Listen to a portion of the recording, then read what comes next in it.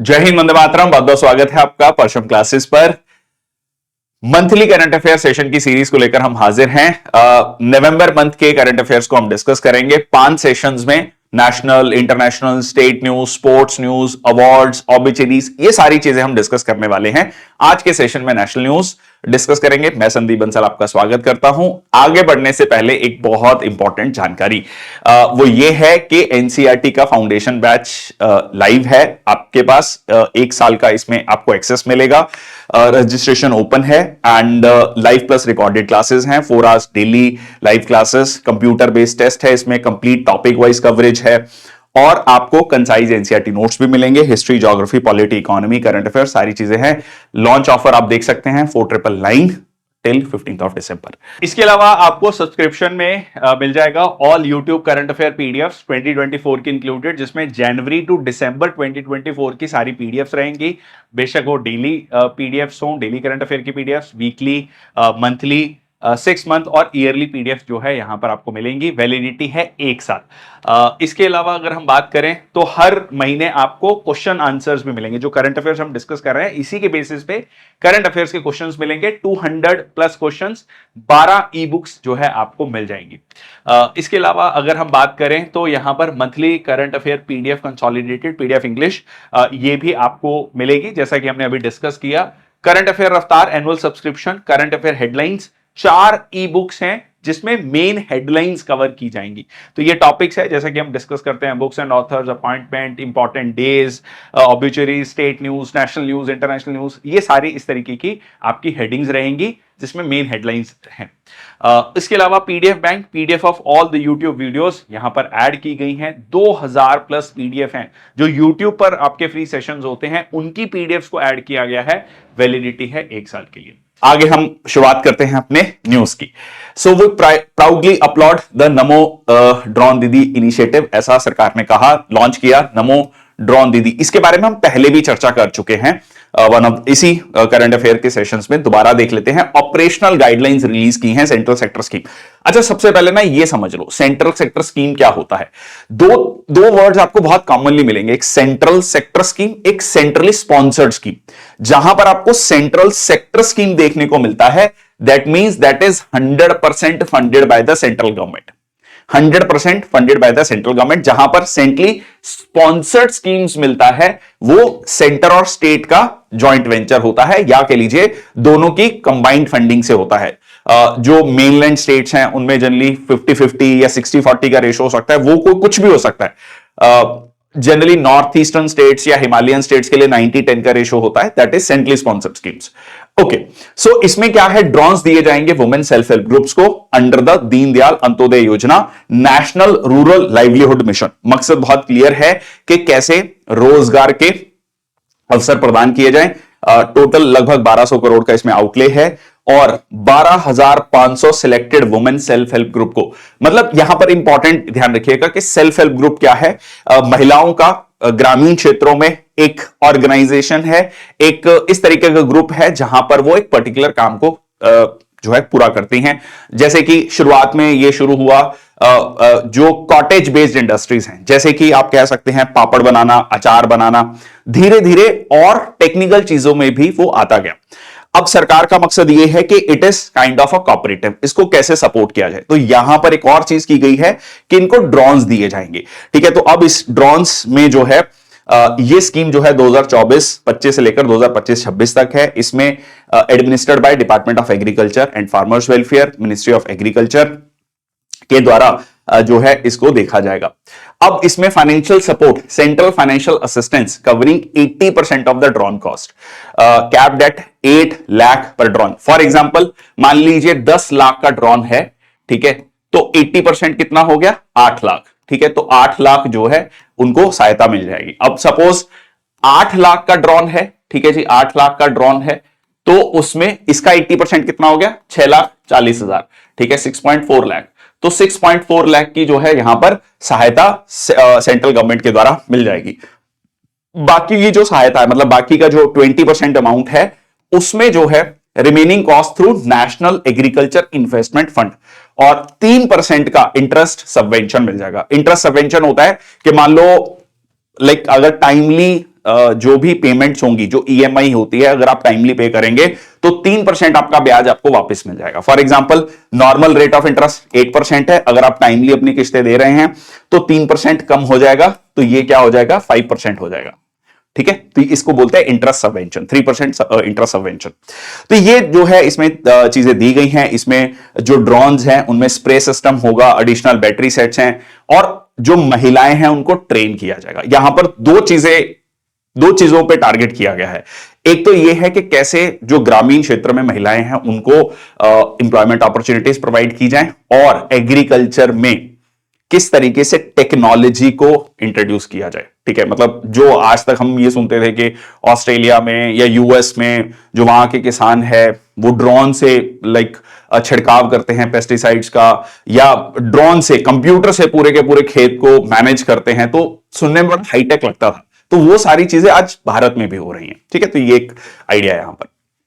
सो 15 day की training मिलेगी। State level lead fertiliser companies जो हैं और स्टेट डिपार्टमेंट्स इसको मैनेज करेंगे, इसके इंप्लीमेंटेशन को। ठीक है जी, चलिए नेक्स्ट है आपका supreme court status for converts government extend tenure of commission till October 2025। काफी कह लीजिए सेंसिटिव मुद्दा है, पॉलिटिकल मुद्दा भी है। इसमें जो है ministry of social justice and empowerment ने एक कमिटी बनाई थी, कमीशन बनाया था, जो कि हेड कर रहे हैं former chief justice of India KG Balakrishnan. उनके द्वारा जो ये हेड किया जा रहा है उसमें देखिए जो कन्वर्ट हो गए, मान लीजिए इस्लाम में या फिर क्रिश्चियनिटी में, उनको जो शेड्यूल कास्ट का बेनिफिट है वो नहीं मिलता है। शेड्यूल कास्ट का बेनिफिट हिंदू, सिख और बुद्धिज्म में मिलता है। तो क्या जो कह लीजिए इन रिलीजन के शेड्यूल कास्ट के लोग हैं, अगर वो कन्वर्ट होते हैं इस्लाम या क्रिश्चियनिटी में, क्या उनको भी ये बेनिफिट मिलना चाहिए, नहीं मिलना चाहिए, इसको लेकर जो है कमीशन बनाया गया था, जो कि former chief justice of India KG Balakrishnan उसको हेड कर रहे हैं। अब ये जो है कमीशन जो है under the Commission of Inquiry Act 1952, और ये इसको एड्रेस करेगा, ये देखेगा कि क्या मिलना चाहिए, नहीं मिलना चाहिए, इसको लेकर रिकमेंडेशन देगा सरकार को। अब इसका टेन्योर जो है वो 1 साल बढ़ा दिया गया है। ठीक है, so they have to submit their report by October 10, 2025। Next आपका minister of social justice and empowerment ने होस्ट किया है समागम। ठीक है, एक मंथ लॉन्ग इनिशिएटिव है सीनियर सिटीजन्स के लिए। ठीक है, नाम से क्लियर है, सीनियर सिटीजन्स के लिए। तो यहां पर ये कोइंसाइड किया international day of older persons. ठीक है, international day of older persons जो कि 1 अक्टूबर को था।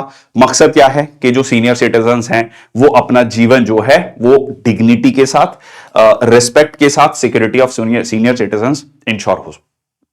That was the idea. Samagam, ठीक है, सबको साथ लेकर चलना। नेक्स्ट आपका minister of culture presents a special festival series Amrit Parampara. ठीक है जी, अमृत परंपरा, जिसमें कावेरी मीट्स गंगा। देखो, कावेरी को जो है कई बार दक्षिण की गंगा भी कहा जाता है, तो कावेरी मीट्स गंगा। तो यहां पर कैसे कल्चरल, इससे पहले हमने काशी तमिल संगमम भी देखा, तो अगेन कल्चरल कनेक्ट करना। तो यहां पर इसका मकसद है best of dance and musical traditions को साउथ इंडिया से नॉर्थ इंडिया में लेकर आना। ठीक है, कल्चरली कैसे जो है नॉर्थ इंडिया और साउथ इंडिया को जोड़ा जा सकता है। नेक्स्ट आपका Ministry of Culture Asian Buddhist Summit 5 और 6 नवंबर को हुआ 2024, Ashok hotel, New Delhi. So first Asian Buddhist Summit हुआ दिल्ली में। थीम था role of Buddha Dhamma in strengthening Asia. इसको राष्ट्रपति द्रौपदी मुर्मू ने जो है वो चीफ गेस्ट थी। और first international conference to share Buddhist heritage, ये जो है ऑर्गेनाइज किया गया था union minister of culture in association with international Buddhist confederation, March 2023 में। देखो, सीधा सीधा अगेन इसके जरिए जो है जो बुद्धिस्ट नेशंस हैं, खासकर एशिया के जो देश हैं, उनके साथ कल्चरली कनेक्ट करना। ठीक है, that was the main idea behind this conference. Okay, so Buddhist religion originated in India 6th century BCE। ठीक है, लेटर वैदिक पीरियड के बाद जो है हम राइज ऑफ बुद्धिज्म और जैनिज्म के बारे में पढ़ते हैं। ठीक है, प्रिंस सिद्धार्थ जो कि लुम्बिनी में पैदा हुए थे, जो कि प्रेजेंट डे नेपाल में है, और उनको ज्ञान की प्राप्ति हुई थी, ठीक है जी, बोध गया में, और पहला उन्होंने अपना सरमन दिया था सारनाथ में।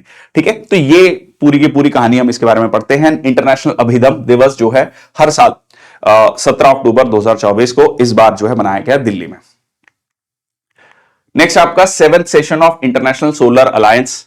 देखिए, इंटरनेशनल सोलर अलायंस भारत और फ्रांस के द्वारा 2015 में शुरू किया गया था। जो कंट्रीज ट्रॉपिकल एरियाज में आती हैं, कर्क रेखा और मकर रेखा के बीच में आते हैं, ट्रॉपिक ऑफ कैंसर और ट्रॉपिक ऑफ कैप्रिकन के बीच में आती हैं, वहां जहां पर सोलर एनर्जी काफी सफिशिएंट है। बाद में इस रूल को अमेंड कर दिया गया था। यह कहा गया कि जो कंट्रीज इसके बियॉन्ड भी हैं, ट्रॉपिकल कंट्रीज के बियॉन्ड भी हैं, वो भी इसका हिस्सा बन सकती हैं। इसका हेडक्वार्टर कहां पे है? भारत में है, गुरुग्राम में है, जिसको पहले हम गुड़गांव बोलते थे। अब वहां पर जो है इसका हेडक्वार्टर है, और यहां पर 7th सेशन हुआ है दिल्ली में। सो प्रेसिडेंसी इंडिया एंड को प्रेसिडेंसी ऑफ फ्रांस, और ये लॉन्च किया गया था 2015 में। तत्कालीन प्रधानमंत्री prime minister Modi and former president of France, that is Francis Holland. तो यहां पर मकसद यही है कि किस तरीके से सोलर एनर्जी को प्रमोट किया जाए। ठीक है जी, चलिए नेक्स्ट आपका 43rd IITF India International Trade Fair is being organised at Bharat Mandapam complex. ठीक है, इंटरनेशनल, ये बहुत फेमस इंटरनेशनल ट्रेड फेयर है, एनीबडी फ्रॉम दिल्ली एनसीआर। ठीक है, तो ये काफी बड़ा इवेंट रहता है। तो इसमें जो इस बार जो था वो ministry of electronics and information technology digital India Pavilion setup किया गया एज अ की अट्रैक्शन, और इसमें झारखंड जो था वो फोकस स्टेट था। देखिए, इसमें क्या होता है, हर राज्य से अलग अलग जो है कह लीजिए बिजनेस ओनर्स हैं, अपने कला के बारे में, अपने बिजनेस के बारे में, अपने प्रोडक्ट्स के बारे में, अपने सर्विसेज के बारे में लोगों को बताते हैं। सो ट्रेड फेयर में this year while Bihar and Uttar Pradesh are the partner states, तो एक स्टेट को जो है फोकस स्टेट रखा जाता है। जनरली उन स्टेट्स को रखा जाता है जहां पर आप चाहते हैं कि और ज्यादा वहां के प्रोडक्ट्स को प्रमोशन मिले। इसके अलावा यहां पर जो है इनसाइट दिया गया 6 क्रूशल इनिशिएटिव्स जो कि सरकार के द्वारा चलाए जा रहे हैं, केंद्र सरकार के द्वारा, that is digi locker, entity locker, UPI, UMANG, ONDC, Bhashini. देखिए, डिजी लॉकर में है कि जिसमें आप अपने डॉक्यूमेंट्स को डिजिटली स्टोर कर सकते हैं। जनरली हम पहले क्या करते थे, अपने जो मार्कशीट्स हैं या जो भी आधार, पैन, ठीक है, उसको हार्ड कॉपी में या कह लीजिए फिजिकल फॉर्म में रखते हैं। अब आप उसको डिजिटल फॉर्म में रख सकते हैं, और एक डिजी लॉकर है जहां पर आप उसको कहीं पर भी कहीं से भी एक्सेस कर सकते हैं। ठीक है, सो दैट इज थिंग। दूसरा है entity locker. It is very similar to what you can say digi locker, but this is for entities, for organisations. ठीक है, संस्थानों के लिए है, वो हो गया एंटिटी लॉकर, जहां पर जो एंटिटीज हैं वो अपने डॉक्यूमेंट्स को स्टोर कर सकती हैं। नेक्स्ट, यूपीआई के बारे में खैर आई होप सब लोग जानते हैं, यूनिफाइड पेमेंट इंटरफेस। सब लोग क्यूआर कोड स्कैन करके पेमेंट आजकल करते हैं। ठीक है जी। देन आपका ONDC is very similar to UPI in the electric e commerce. ठीक है जी, electronic commerce. So open network for digital commerce, तो ये एग्जैक्टली जैसे एक सिंगल क्यूआर कोड है, उसके थ्रू आप किसी भी कह लीजिए ई वॉलेट में पेमेंट कर सकते हैं, गूगल पे से, पेटीएम में कर सकते हैं। वैसे ही ओएनडीसी के थ्रू जो है आप किसी भी प्लेटफॉर्म से सामान खरीद सकते हैं। आपको फ्लिपकार्ट, अमेजन, मीशो, बहुत सारे प्लेटफॉर्म्स डाउनलोड करने की जरूरत नहीं, एक सिंगल से आप जो है खरीद बेच सकते हैं। भाषिणी है, जिसमें कि अलग अलग भाषाओं में जो गवर्नमेंट की सर्विसेज हैं, ठीक है जी, गवर्नमेंट की सर्विसेज हैं वो प्रोवाइड होंगी। So translate language barrier ensuring every citizen can effortlessly access digital services in 22 scheduled languages. किसमें है? ये आज का पहला क्वेश्चन है। कौन से शेड्यूल में जो है आपकी 22 लैंग्वेजेस हैं? बहुत सिंपल सा क्वेश्चन है। ठीक है, इसमें आप मेरे को कॉन्स्टिट्यूशनल अमेंडमेंट्स भी बताएंगे। ठीक है, कॉन्स्टिट्यूशनल अमेंडमेंट्स में लिख देता हूं कौन कौन सी उसमें भाषाएं ऐड हुई हैं वो बताएंगे। एक 21 है, एक 71 है, एक 92 है। बहुत इंपॉर्टेंट, तीनों ही कॉन्स्टिट्यूशनल अमेंडमेंट्स इंपॉर्टेंट है। तो आज का पहला question please right in the comment section box.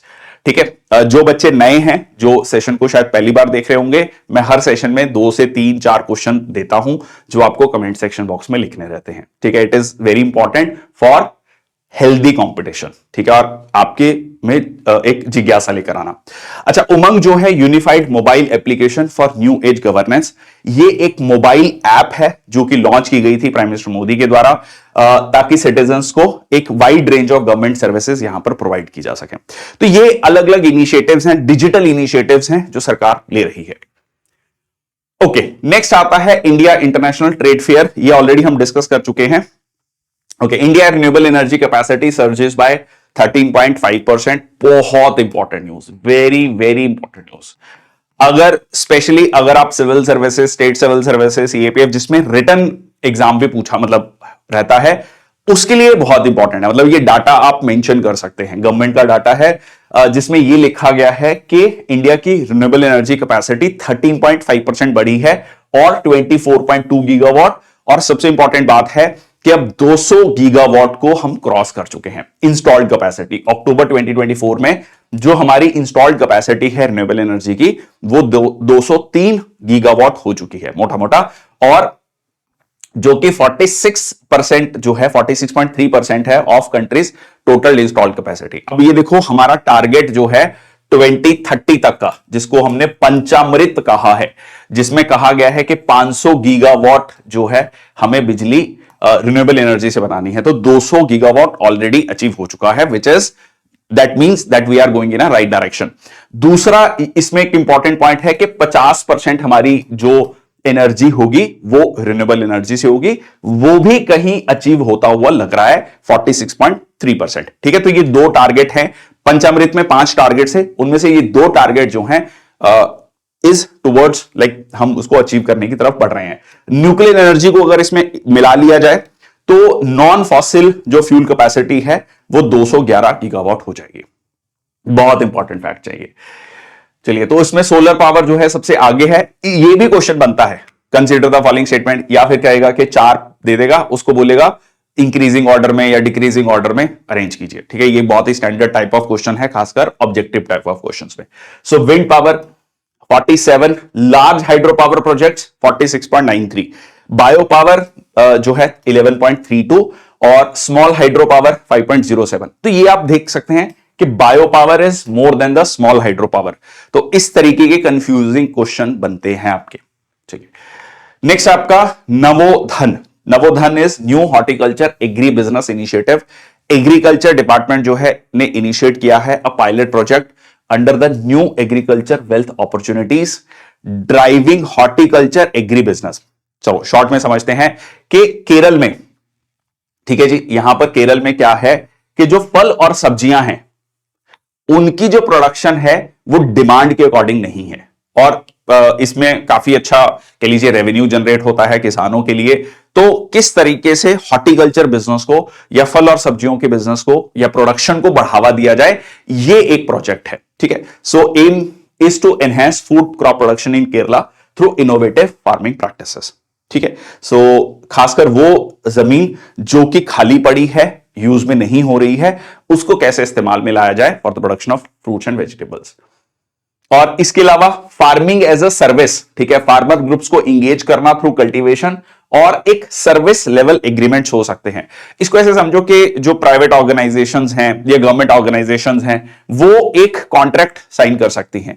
उसमें ये होगा कि ऐसा नहीं होगा कि भाई आपसे आपकी जमीन छीन ली जाएगी। एक सबसे बड़ा डर जो होता है कॉन्ट्रैक्ट में, बहुत बार ये दिखाया जाता है कि अगर किसान उस कॉन्ट्रैक्ट को फुलफिल नहीं करेगा तो फिर उसकी जमीन छीन ली जाएगी। तो उसमें ये बहुत क्लियरली मेंशन किया गया है कि without any transfer of any interest in the land concern. ठीक है, आपकी जमीन नहीं ली जाएगी, बट इट इज लाइक पहले से ही डिसाइड हो गया कि हाँ ये फल सब्जियां आप लगाएंगे इतने प्राइस में, जो भी कह लीजिए प्राइवेट ऑर्गेनाइजेशन या गवर्नमेंट ऑर्गेनाइजेशन उसको खरीद लेगी। ठीक है, तो सर्विस जो कह लीजिए आपका यहां पर फार्मिंग एज अ सर्विस इसको ट्रीट किया जाएगा। नेक्स्ट आपका crackdown on fire crackers. Supreme court ने इसको लेकर काफी मतलब कह लीजिए तल्ख टिप्पणी करी, बहुत क्लियर शब्दों में कहा कि राइट टू हेल्थ भी एक आपका इंप्लाइड फंडामेंटल राइट है under article 21 of the constitution, that is right to life, right to dignified life. और यहां पर जो है ये हर व्यक्ति का अधिकार है, और कोई भी रिलीजन जो है इनकरेज नहीं करता किसी भी ऐसी एक्टिविटी को जिसमें पॉल्यूशन क्रिएट हो। यहां पर उन्होंने अथॉरिटीज को क्वेश्चन किया कि वो जो क्रैकर्स पर बैन लगाया गया है वो कागजों में तो है पर धरातल पर नहीं दिख रहा है, मतलब उसके इंप्लीमेंटेशन नहीं है, तो उसको लेकर भी एक क्वेश्चन मार्क लगाएगा। जो दिल्ली पुलिस कमिश्नर है उनकी जिम्मेदारी रखी भी गई, और हमने उसके बाद देखा भी कि बहुत ज्यादा अच्छे से इंप्लीमेंट वो नहीं हुआ। और उसके बाद जो एयर क्वालिटी इंडेक्स है पूरे नॉर्थ इंडिया में ही वो बहुत पुअर भी नहीं, सीवियर कैटेगरी में था। ठीक है, तो वो भी एक मुद्दा है। सवाल इसमें यह भी आता है कि आपके दिमाग में एक सवाल यह भी आना चाहिए कि अब इंप्लीमेंटेशन जब नहीं हुई तो क्या होगा। ठीक है, अब उसके पे ही जो है सारी चर्चा चल रही है। इवन एक ये भी आया है, एनजीटी जो है, नेशनल ग्रीन ट्रिब्यूनल ने भी ये कहा है कि हमें भी पनिशमेंट देने की पावर्स दी जाए। ठीक है, कि हमें भी, हम like we are acting as a toothless organisation, हमें भी पनिशमेंट देने की जो है पावर्स दी जाए। इसको भी हम आगे सेशंस में डिस्कस करेंगे। चलिए आगे चलते हैं। इंडिया अचीव्स वॉ रेफरेंस लेबोरेटरी स्टेटस। सो यहां पर Indian council of agricultural research, so एक कह लीजिए आपकी लेबोरेटरी है हिसार हरियाणा में, earns prestigious reference laboratory status. अब इसका मकसद क्या है? बेसिकली इट इज मतलब एक लेबोरेटरी है जिसका रोल रहेगा ग्लोबल फाइट अगेंस्ट इक्वीन पिरोप्लास्मोसिस। अब ये एक कह लीजिए डिजीज है, एक बीमारी है affecting horses, donkeys and mules. और department of animal husbandry and dairying, जो कि मिनिस्ट्री ऑफ फिशरीज के अंतर्गत काम करता है, उसने जो है फैसिलिटेट किया है इस डेजिग्नेशन को। तो जो ग्लोबल एफर्ट्स हैं इन प्रजातियों को बचाने के लिए, वो इस ऑर्गेनाइजेशन के द्वारा किया जाएगा।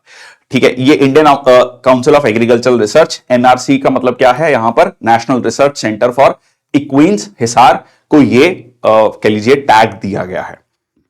सो as a world organisation for animal health reference laboratory for equine piroplasmosis. ठीक है जी, तो डायग्नोस्टिक सर्विसेज देगा, टेक्निकल एक्सपर्टीज देगा, रिसर्च इनिशिएटिव्स को आगे लेके जाएगा, जैसे हमने डिस्कस किया हॉर्सेस, म्यूल्स और डंकीज को बचाने के लिए। नेक्स्ट आपका, so this is tick born protozoan parasite disease है, और ये जो है इन प्रजातियों को नुकसान पहुंचाता है। नेक्स्ट आपका India BIMSTEC sign deal for energy hub in Bengaluru, Bay of Bengal Initiative for Multi Sectoral Technical Cooperation, technical and economic cooperation. ये जो है बहुत इंपॉर्टेंट ऑर्गेनाइजेशन है, खासकर अगर हम इसको इस कंटेक्स्ट में देखें। सबसे पहले तो इसमें 7 मेंबर स्टेट्स हैं। ये इस कंटेक्स्ट में इंपॉर्टेंट हो जाता है क्योंकि सार्क जो है, South Asian Association of Regional Cooperation, बहुत ज्यादा इफेक्टिव नहीं रहा। उसका कहीं ना कहीं ऑल्टरनेटिव ये है, क्योंकि सार्क में पाकिस्तान भी मेंबर है, और दो सबसे बड़े देश इंडिया एंड देन पाकिस्तान, उन दोनों के जो बहुत अच्छे रिश्ते नहीं रहे हैं, उसका इंपैक्ट सीधा सीधा सार्क पे पड़ा है। तो अब जो इंडिया का जो फोकस है वो बिम्स्टेक की तरफ है, क्योंकि ये कहा जाता है कि दुनिया भर में अगर आप अपना ट्रेड बढ़ाना चाहते हैं तो अपने नेबरिंग कंट्रीज के सबसे पहले के साथ अपना ट्रेड बढ़ाएं, इंप्रूव करें, इकोनॉमिक रिलेशंस को इंप्रूव करें। तो इसमें India, Nepal, Bhutan, Myanmar, Bangladesh, Thailand और श्रीलंका इसमें आते हैं। ठीक है जी, तो रैपिड इकोनॉमिक डेवलपमेंट ये इसका सबसे पहला मतलब ऑब्जेक्टिव है। नेक्स्ट आपका India now ranks 6th globally with 64,000 patent applications, जिसमें कि लगभग आधी से ज्यादा डोमेस्टिक एप्लीकेंट्स हैं, और इंडिया ने रिकॉर्ड किया है remarkably 15% growth rate in patent applications. देखिए ये सीधा सीधा किस चीज को दर्शाता है? ये दर्शाता है इनोवेशन को, नवाचार को, कि अगर आपको अपनी इकोनॉमी को एक नॉर्मल जो ग्रोथ रेट है उससे ज्यादा बढ़ाना है, तो आपको पेटेंट्स या कह लीजिए इनोवेशन को बढ़ावा देना पड़ेगा। So India's industrial design sector also witness significant growth with application rising by 36%। That's a very encouraging number, but अगर आप ओवरऑल नंबर देखेंगे तो वो चाइना और यूएस के कहीं कंपैरिजन में भी नहीं है। मतलब अभी हम बहुत पीछे हैं ओवरऑल नंबर्स में। ठीक है, so it highlighted India strong performance in trademark filings, जिसमें 6% इंक्रीज हुआ है। तो ओवरऑल आप ये डाटा अगेन, जो अगर आप किसी रिटन आंसर में इसको मेंशन कर सकते हैं। नेक्स्ट आपका visit of the first deputy prime minister of the Russian Federation Denis Manturov to India. तो यहां पर डिप्टी प्राइम मिनिस्टर आए थे रशिया के भारत में। ये इसलिए भी इंपॉर्टेंट हो जाता है क्योंकि रशिया के जो राष्ट्रपति हैं व्लादिमीर पुतिन, जब से रशिया यूक्रेन वॉर शुरू हुआ है लगभग 2.5 साल पहले, 2.5 साल से ज्यादा हो चुके हैं, उसके बाद वो किसी भी और दूसरे देश में नहीं गए। बीच में उन्होंने साउथ अफ्रीका जाना था, क्योंकि इंटरनेशनल क्रिमिनल कोर्ट ने उन पर जो है कह लीजिए, अगर वो किसी भी ऐसे देश में जाते हैं जहां पर इंटरनेशनल क्रिमिनल कोर्ट का वो देश मेंबर है, तो as per like the charter जो है उनको अरेस्ट कर लिया जाएगा। अब ये इंपॉर्टेंट इसलिए भी हो जाता है क्योंकि डोनाल्ड ट्रंप अब राष्ट्रपति बनने जा रहे हैं, 20 जनवरी को वो शपथ लेंगे। तो अब जो है रशिया के साथ जो सैंक्शंस लगाए गए थे वो कहा जा रहा है कि वो हटा लिए जाएंगे, और अब जो है खुलकर रशिया के साथ हमारे रिलेशंस इंप्रूव कर सकते हैं। वैसे इंडिया ने 2.5 साल में कभी भी ये नहीं कहा कि हम रशिया के साथ ऑयल नहीं खरीदेंगे। हमने एक बैलेंस मेंटेन करने की कोशिश की है। उस पूरी की पूरी कंटेक्स्ट में मतलब डोनाल्ड ट्रंप का जीतना, उनका यह कहना कि हम रशिया यूक्रेन युद्ध को खत्म करेंगे, और उसी कंटेक्स्ट में इनका यहां पर आना, ये एक ब्रॉड पर्सपेक्टिव में आपको इस चीज को देखना होगा। चलिए, सो यहां पर यह कहा गया कि trade, economic, scientific, technological, cultural cooperation जो है इंप्रूव किया जाएगा भारत और रशिया के बीच में। नेक्स्ट आपका बाला साहब ठाकरे डेथ एनिवर्सरी। 23 जनवरी 1926 में उनका जन्म हुआ था पुणे में। उनका देहांत हुआ था 17 नवंबर 2012 को। Founder of the Shiv Sena political party, और उन्होंने एक स्ट्रॉन्ग रीजनल फॉलोइंग बनाई through his work to a weekly Marathi language journal called Marmik. ठीक है जी, मार्मिक उनसे मतलब एक पॉलिटिकल सटायर आप कह सकते हैं, जिससे उनकी काफी ज्यादा पॉपुलैरिटी बढ़ी। बाद में चलकर उन्होंने एक पॉलिटिकल पार्टी बनाई, बट वो कभी भी किसी पॉलिटिकल पद पर नहीं रहे। नेक्स्ट आपका करतार सिंह सराभा। ठीक है जी, मात्र 19 साल की उम्र में देश के लिए शहीद हुए। सो 19 years old when hanged to death by the British government on 16th November 1915, और मेंबर ऑफ गदर पार्टी, जो कि 1913 में, ठीक है, यूएस में ओरेगॉन में बनाई गई थी। सो अब इन्हीं की शहादत ने जो है शहीद भगत सिंह और बाकी कह लीजिए जो मेंबर्स हैं, उनको specially Hindustan socialist Republican association HSRA के जो बहुत सारे मेंबर्स को प्रेरित किया, मोटिवेट किया। विलेज सराबा लुधियाना के ये रहने वाले हैं। 24 मई 1896 में इनका जो है जन्म हुआ था। नेक्स्ट आपका Rani Lakshmibai. Prime minister pays tribute to Rani Lakshmibai of Jhansi on her birth anniversary. ये कहा जाता है कि उनका जन्म जो है 19 नवंबर 1828 वाराणसी उत्तर प्रदेश में हुआ। उनका ओरिजिनल नेम मणिकर्णिका था। बाद में उनकी शादी होती है Maharaja of Jhansi, princely state of Maratha empire, Gangadhar Rao के साथ, और वैसे वो झांसी की रानी बनती हैं। 1857 के रिवोल्ट में उनका काफी बड़ा योगदान रहा है, क्योंकि लॉर्ड मैकले ने जो है उनके पति के डेथ के बाद जो उनका दत्तक पुत्र था, अडॉप्टेड सन था, उसको मानने से, उसको उत्तराधिकारी मानने से मना कर दिया था। एंड उसके बाद 1857 में जो झांसी की रानी का रोल रहा है, उनका कंट्रीब्यूशन रहा है, जिसको आज भी हम याद करते हैं। नेक्स्ट आपका Shrimati Indira Gandhi, former prime minister of India, उनको याद किया गया। Prime minister Modi pay tribute to Shrimati Indira Gandhi on her birth anniversary 19 नवंबर 1917। इंटरेस्टिंगली के जो है यहां पर लक्ष्मीबाई, रानी लक्ष्मीबाई, उनका जन्म भी 19 नवंबर को है। यहां इनका जो है श्रीमती इंदिरा गांधी का जन्म भी है 19 नवंबर को है। आयरन लेडी ऑफ इंडिया कहा जाता। Third and only female prime minister of India. 2 बार प्रधानमंत्री रही हैं, 66 से 77। फिर जो है 70 में जनता पार्टी की सरकार आती है। 1980 में फिर प्रधानमंत्री बनती हैं। 84 में उनका असैसिनेशन होता है। 71 की वॉर जो है इनके पूरे पॉलिटिकल करियर में जो सबसे बड़ा कह लीजिए जो याद रखा जाता है, वो that is 1971 war resulted in creation of Bangladesh. उसके बाद इमरजेंसी इंपोज की एंड ऑपरेशन ब्लू स्टार, काफी कंट्रोवर्शियल, ठीक है, जिसके वजह से जो है इनकी जान गई। And she was awarded the Bharat Ratna in 1971। Nation remembers Lala Lajpat Rai on his 96th death anniversary. Lion of Punjab कहा जाता है, शेर पंजाब, और was born on 28 January 1865 Dhudike Punjab. And he was a member of Indian national congress and one of the leaders of Lal Bal Pal, ठीक है, Lal Bahadur Shastri, Bal Gangadhar Tilak and Bipin Chandra Pal. 2 important books जो कि exam में बहुत रेगुलरली पूछा जाता है, story of my deportation and unhappy India, ठीक है, ये कई बार अलग अलग एग्जाम्स में पूछा भी गया है। उसके अलावा आर्या गैजेट इन लाहौर। अब आप ये देखिए कि पंजाब के रहने वाले हैं, बट इनका रोल जो है पार्टीशन ऑफ बंगाल 1905 में भी रहा है। बाद में चलकर जब all India Trade Union Congress बनी, तो उसका जो है उनके जो है पहले president all India Trade Union Congress के लाला लाजपत राय रहे हैं। ये क्वेश्चन भी बहुत स्टैंडर्ड है, बहुत बार पूछा गया है, ठीक है जी। सो 1920 में ये आपका हुआ All India Trade Union Congress.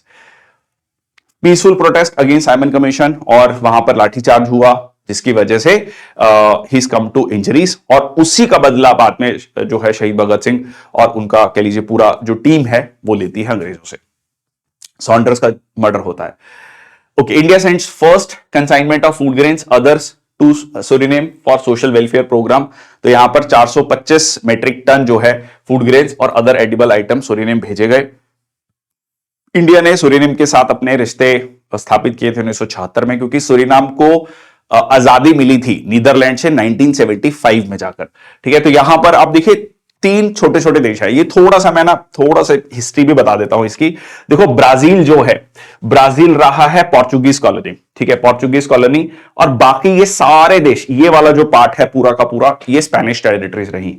अब इनमें से ये जो तीन टेरिटरीज थी, गुआना, सूरीनेम और फ्रेंच गुआना, अब नाम से क्लियर है, French Guana that is France, Suriname हो गया नीदरलैंड्स, और गुआना हो गया ब्रिटिश टेरिटरी।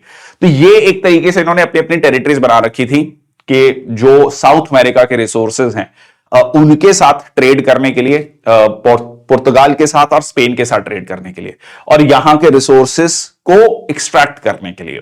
ठीक है, तो ये एक तरीके से इनकी टेरिटरीज थी। जैसे आपको इंडिया में फ्रेंच टेरिटरीज भी मिलती हैं, पोर्चुगीज टेरिटरीज भी मिलती हैं, बट ओवरऑल जो है कंट्रोल ब्रिटिशर्स का था। तो कुछ उसी तरीके से आप इसको समझ सकते हैं।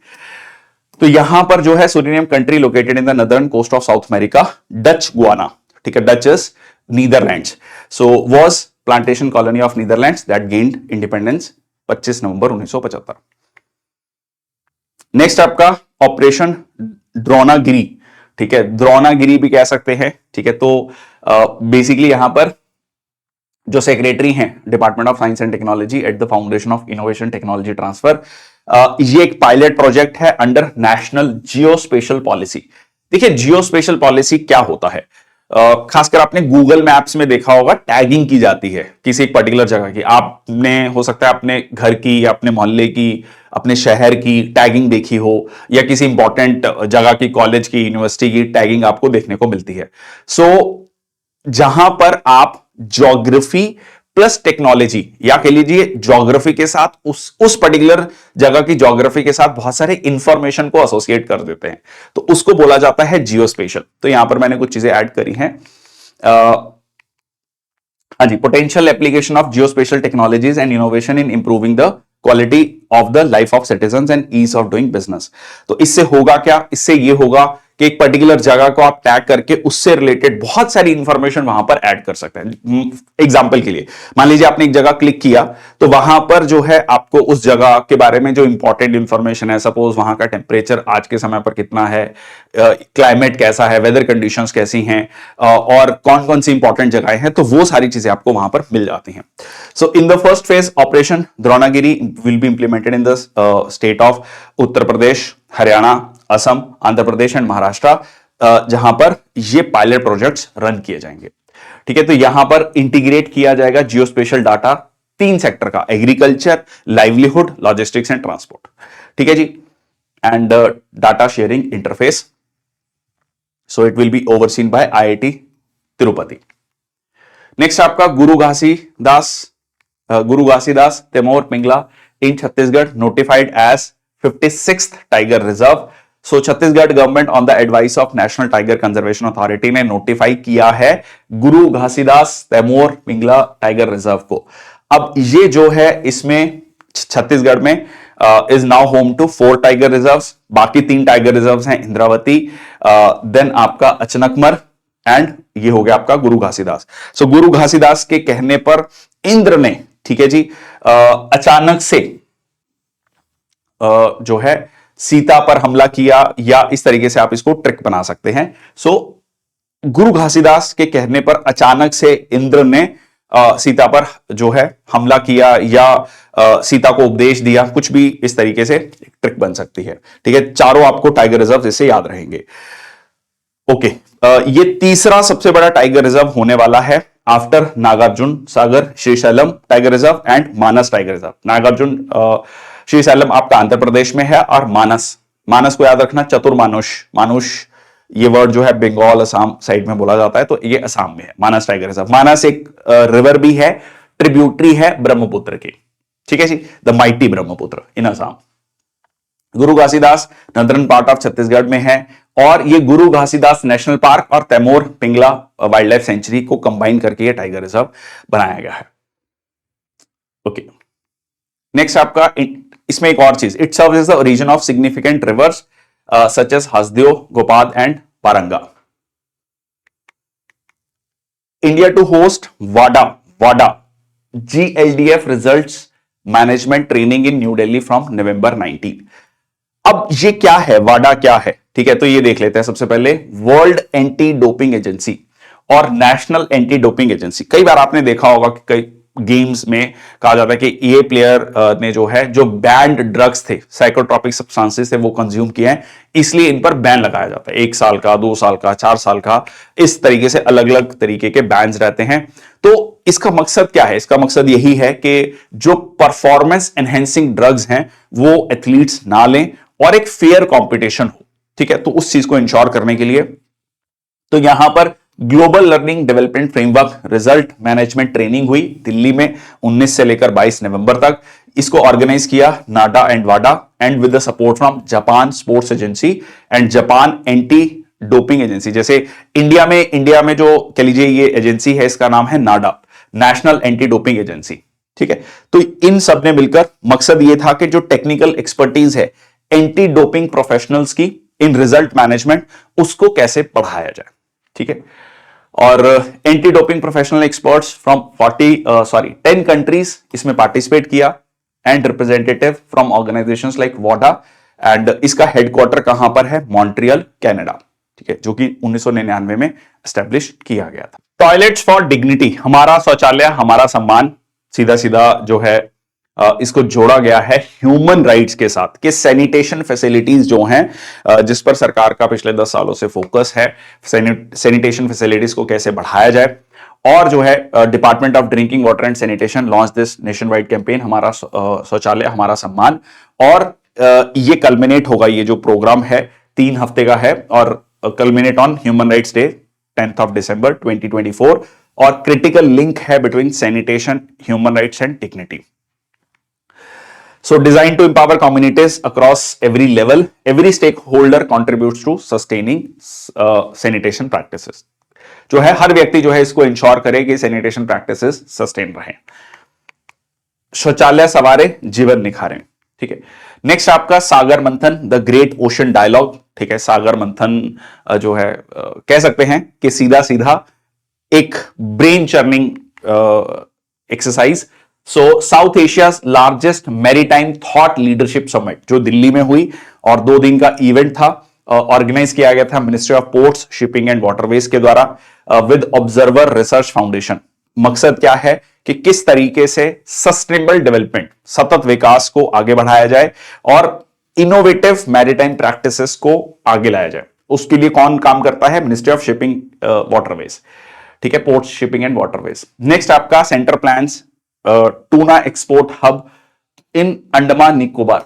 तो ये वो कोई जादू टूना वाला टूना नहीं है, ये tuna basically is a fish. ठीक है, जो सबसे ज्यादा कह लीजिए सबसे इंपॉर्टेंट फिश है. Export of tuna fish increase by 31%. Centre is exploring new areas to source one of the most commercially valuable fish. ठीक है, सो काफी इंपॉर्टेंट फिश मानी जाती है. उसके एक्सपोर्ट को और कैसे बढ़ाया जाए, इसको लेकर बातचीत चल रही है. ठीक है, एक एक्सपोर्ट हब बनाने की बात की जा रही है अंडमान निकोबार में. नेक्स्ट आपका राष्ट्रपति Draupadi Murmu attends 125th birth anniversary of doctor Hare Krishna Mahtab, Odisha के पूर्व मुख्यमंत्री. ठीक है जी. सो यहां पर minister of culture on 125th birth anniversary of Utkal Keshari. So Utkal Banga, Utkal coast किसको बोला जाता है? उड़ीसा कोस्ट को उत्कल कोस्ट कहा जाता है. ठीक है, तो इससे भी आपको याद रहेगा Utkal Keshari. Doctor Hare Krishna Mahtab organised the special commemoration programme. एक स्पेशल कमेमोरेटिव स्टैंप जो है इशू की गई और इनका जो जन्म है वो 21 नवंबर 1899 में हुआ था. ठीक है, उड़ीसा में. और फॉलोइंग बुक्स जो हैं रिलीज की गई. सो हरे कृष्णा मेहताब, अ मोनोग्राफ इन उड़िया बाय वैष्णवा चरण समल. इंपॉर्टेंट इसमें यह है कि इनका जो रोल है वो सिर्फ उड़ीसा के मुख्यमंत्री के रूप में नहीं, एज अ फ्रीडम फाइटर भी रहा है. ठीक है, so freedom fighter, politician, historian, writer, social reformer, journalist. ठीक है, और स्वामी विवेकानंद से काफी प्रभावित थे, रामकृष्ण परमहंस, महात्मा गांधी. और जो है integration of Orissa into the union of India, उसमें इनका काफी बड़ा रोल रहा है. Last prime minister of princely state and फिर उसके बाद मुख्यमंत्री रहे उड़ीसा के। नेक्स्ट आपका HMJS लॉन्चेस भू नीर portal for ground water withdrawal permits. देखिए ग्राउंड वाटर जो है वो लगातार कम होता जा रहा है और वो कई जगह, खासकर हम पंजाब हरियाणा की बात करें तो वो बहुत अलार्मिंग लेवल्स पे पहुंच चुका है, बहुत ड्रास्टिकली नीचे जा चुका है। यहां पर जो है मिनिस्ट्री ऑफ जल शक्ति Shri CR Patil digitally launch the newly developed भू नीर पोर्टल, जिसमें कि एक एडवांस्ड कह लीजिए एक पोर्टल है, डेवलप किया गया है सेंट्रल ग्राउंड वाटर अथॉरिटी के द्वारा। और इसका मकसद यह है कि कैसे ग्राउंड वाटर रेगुलेशन को इंप्रूव किया जाए अक्रॉस द कंट्री। मतलब जनरली ये कहा जाता है कि गाइडलाइंस तो बहुत सारी हैं, बट बहुत सारे लोग जो हैं कह लीजिए पानी बहुत तेजी से निकाल रहे हैं ग्राउंड वाटर विदाउट थिंकिंग के इसका रेजुविनेशन कैसे होगा, मतलब या रीफिलिंग ऑफ ग्राउंड वाटर कैसे होगा, उसके बारे में कोई नहीं सोच रहा है। तो उसी चीज को इंप्लीमेंट करने के लिए, रेगुलेशंस को इंप्लीमेंट करने के लिए पोर्टल लाया गया है। इसमें जो है कॉम्प्रिहेंसिव डिटेल्स दी गई हैं regarding the legal framework governing ground water extraction regulation at the state and national level. मकसद यही है कि ग्राउंड वाटर लेवल को कैसे रिचार्ज किया जाए और उसका एफिशिएंट यूटिलाइजेशन होना चाहिए। नेक्स्ट आपका Chennai Vladivostok maritime corridor which is likely to boost maritime ties between India and Russia. बहुत इंपॉर्टेंट, देखिए रशिया का अगर आप मैप देखेंगे तो रशिया का बहुत छोटा हिस्सा है जो यूरोप में आता है, फिर भी हम रशिया को यूरोपियन कंट्री कहते हैं। क्यों? क्योंकि मैक्सिमम पॉपुलेशन उनकी यूरोपियन वाली साइड में रहती है। यहां पर यूराल माउंटेन्स हैं जो कि रशिया का या कह सकते हैं कि यूरोप एज अ कॉन्टिनेंट को और एशिया को अलग करता है, दोनों कॉन्टिनेंट्स को अलग करता है यूराल माउंटेन्स के वेस्ट में ही मैक्सिमम पॉपुलेशन है रशिया की। पर ये जो पूरा एरिया है जो कि मेनली एक कोल्ड डेजर्ट है, ये अनएक्सप्लोर्ड है। बट ये जो इसको रशिया बोलता है फार ईस्ट, जहां पर सबसे बड़ा कह लीजिए शहर है व्लादिवोस्तोक, कोस्टल एरिया है। अब इस एरिया को वो डेवलप करना चाहता है, इस एरिया के रिसोर्सेस को एक्सट्रैक्ट करना चाहता है, ठीक है, ऑब्वियसली अपनी इकोनॉमी को ग्रो करने के लिए।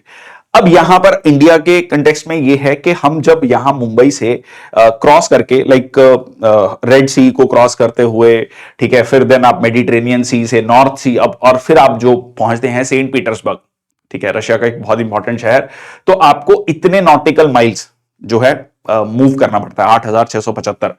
बट जो चेन्नई से व्लादिवोस्तोक है वो आपका सिर्फ 5600 नॉटिकल माइल्स है, ठीक है। तो ये जो कमी है लगभग 3000 नॉटिकल माइल्स की, ये बहुत बड़ी है।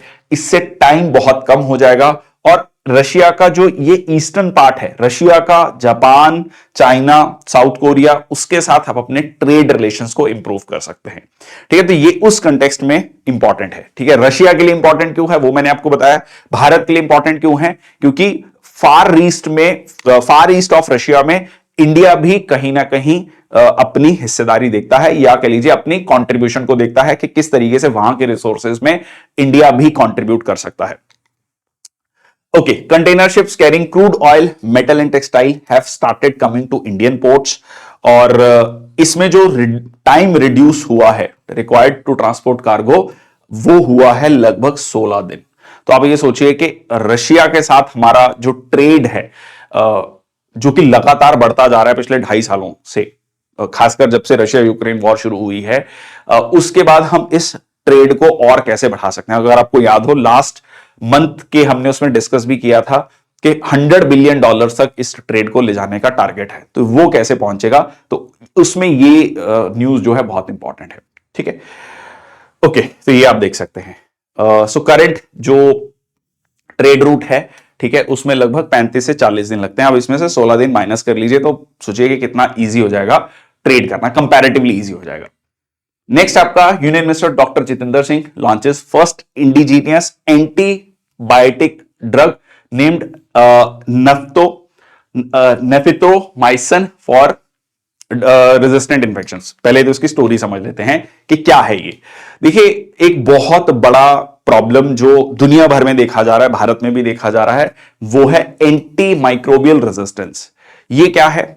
और उसके अलावा जो है ड्रग रेजिस्टेंट बैक्टीरिया।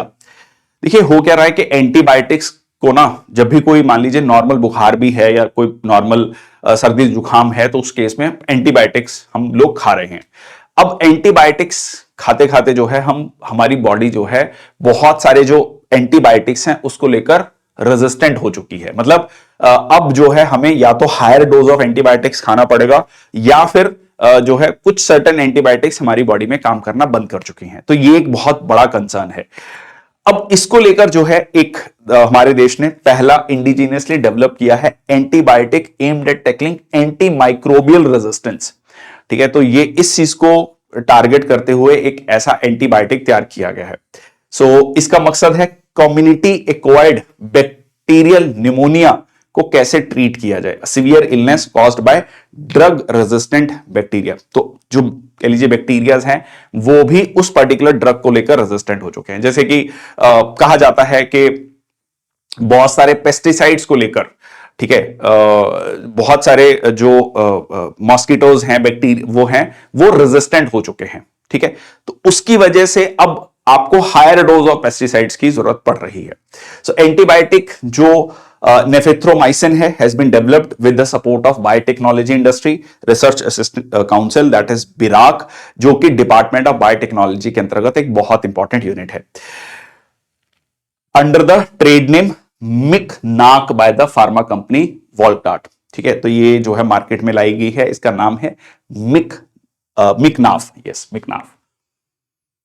इंडिया में 23% of world community of pneumonia burden है। ठीक है, चैलेंज है एक अपने आप में, wide spread resistant to drugs like azithromycin.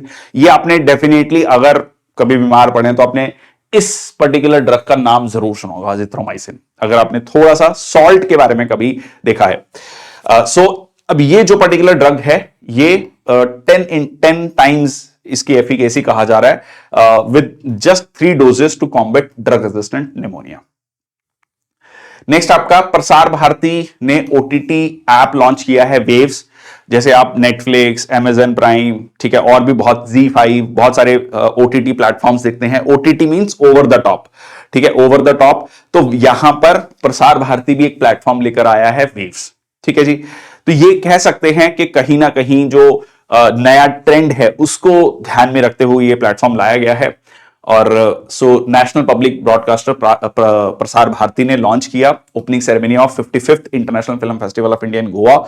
और इसमें बेसिकली बहुत सारी लैंग्वेजेस में आपको बहुत सारा कंटेंट देखने को मिलेगा, हिंदी, इंग्लिश, बंगाली, मराठी, कन्नड़। ठीक है, 12+ लैंग्वेजेस में, मलयालम, तेलुगु, तमिल, गुजराती, पंजाबी, असमीज, तो आप ये देख सकते हैं, काफी इसको रिच बनाया गया है। 10+ जॉनर्स ऑफ इंफोटेनमेंट यहां पर देखने को मिलेगा। Infotainment is information plus entertainment, और 10+ जॉनर मतलब कॉमेडी है, म्यूजिक हो सकता है, बहुत सारी चीजें इसमें हो सकती हैं, मूवीज हो सकती हैं।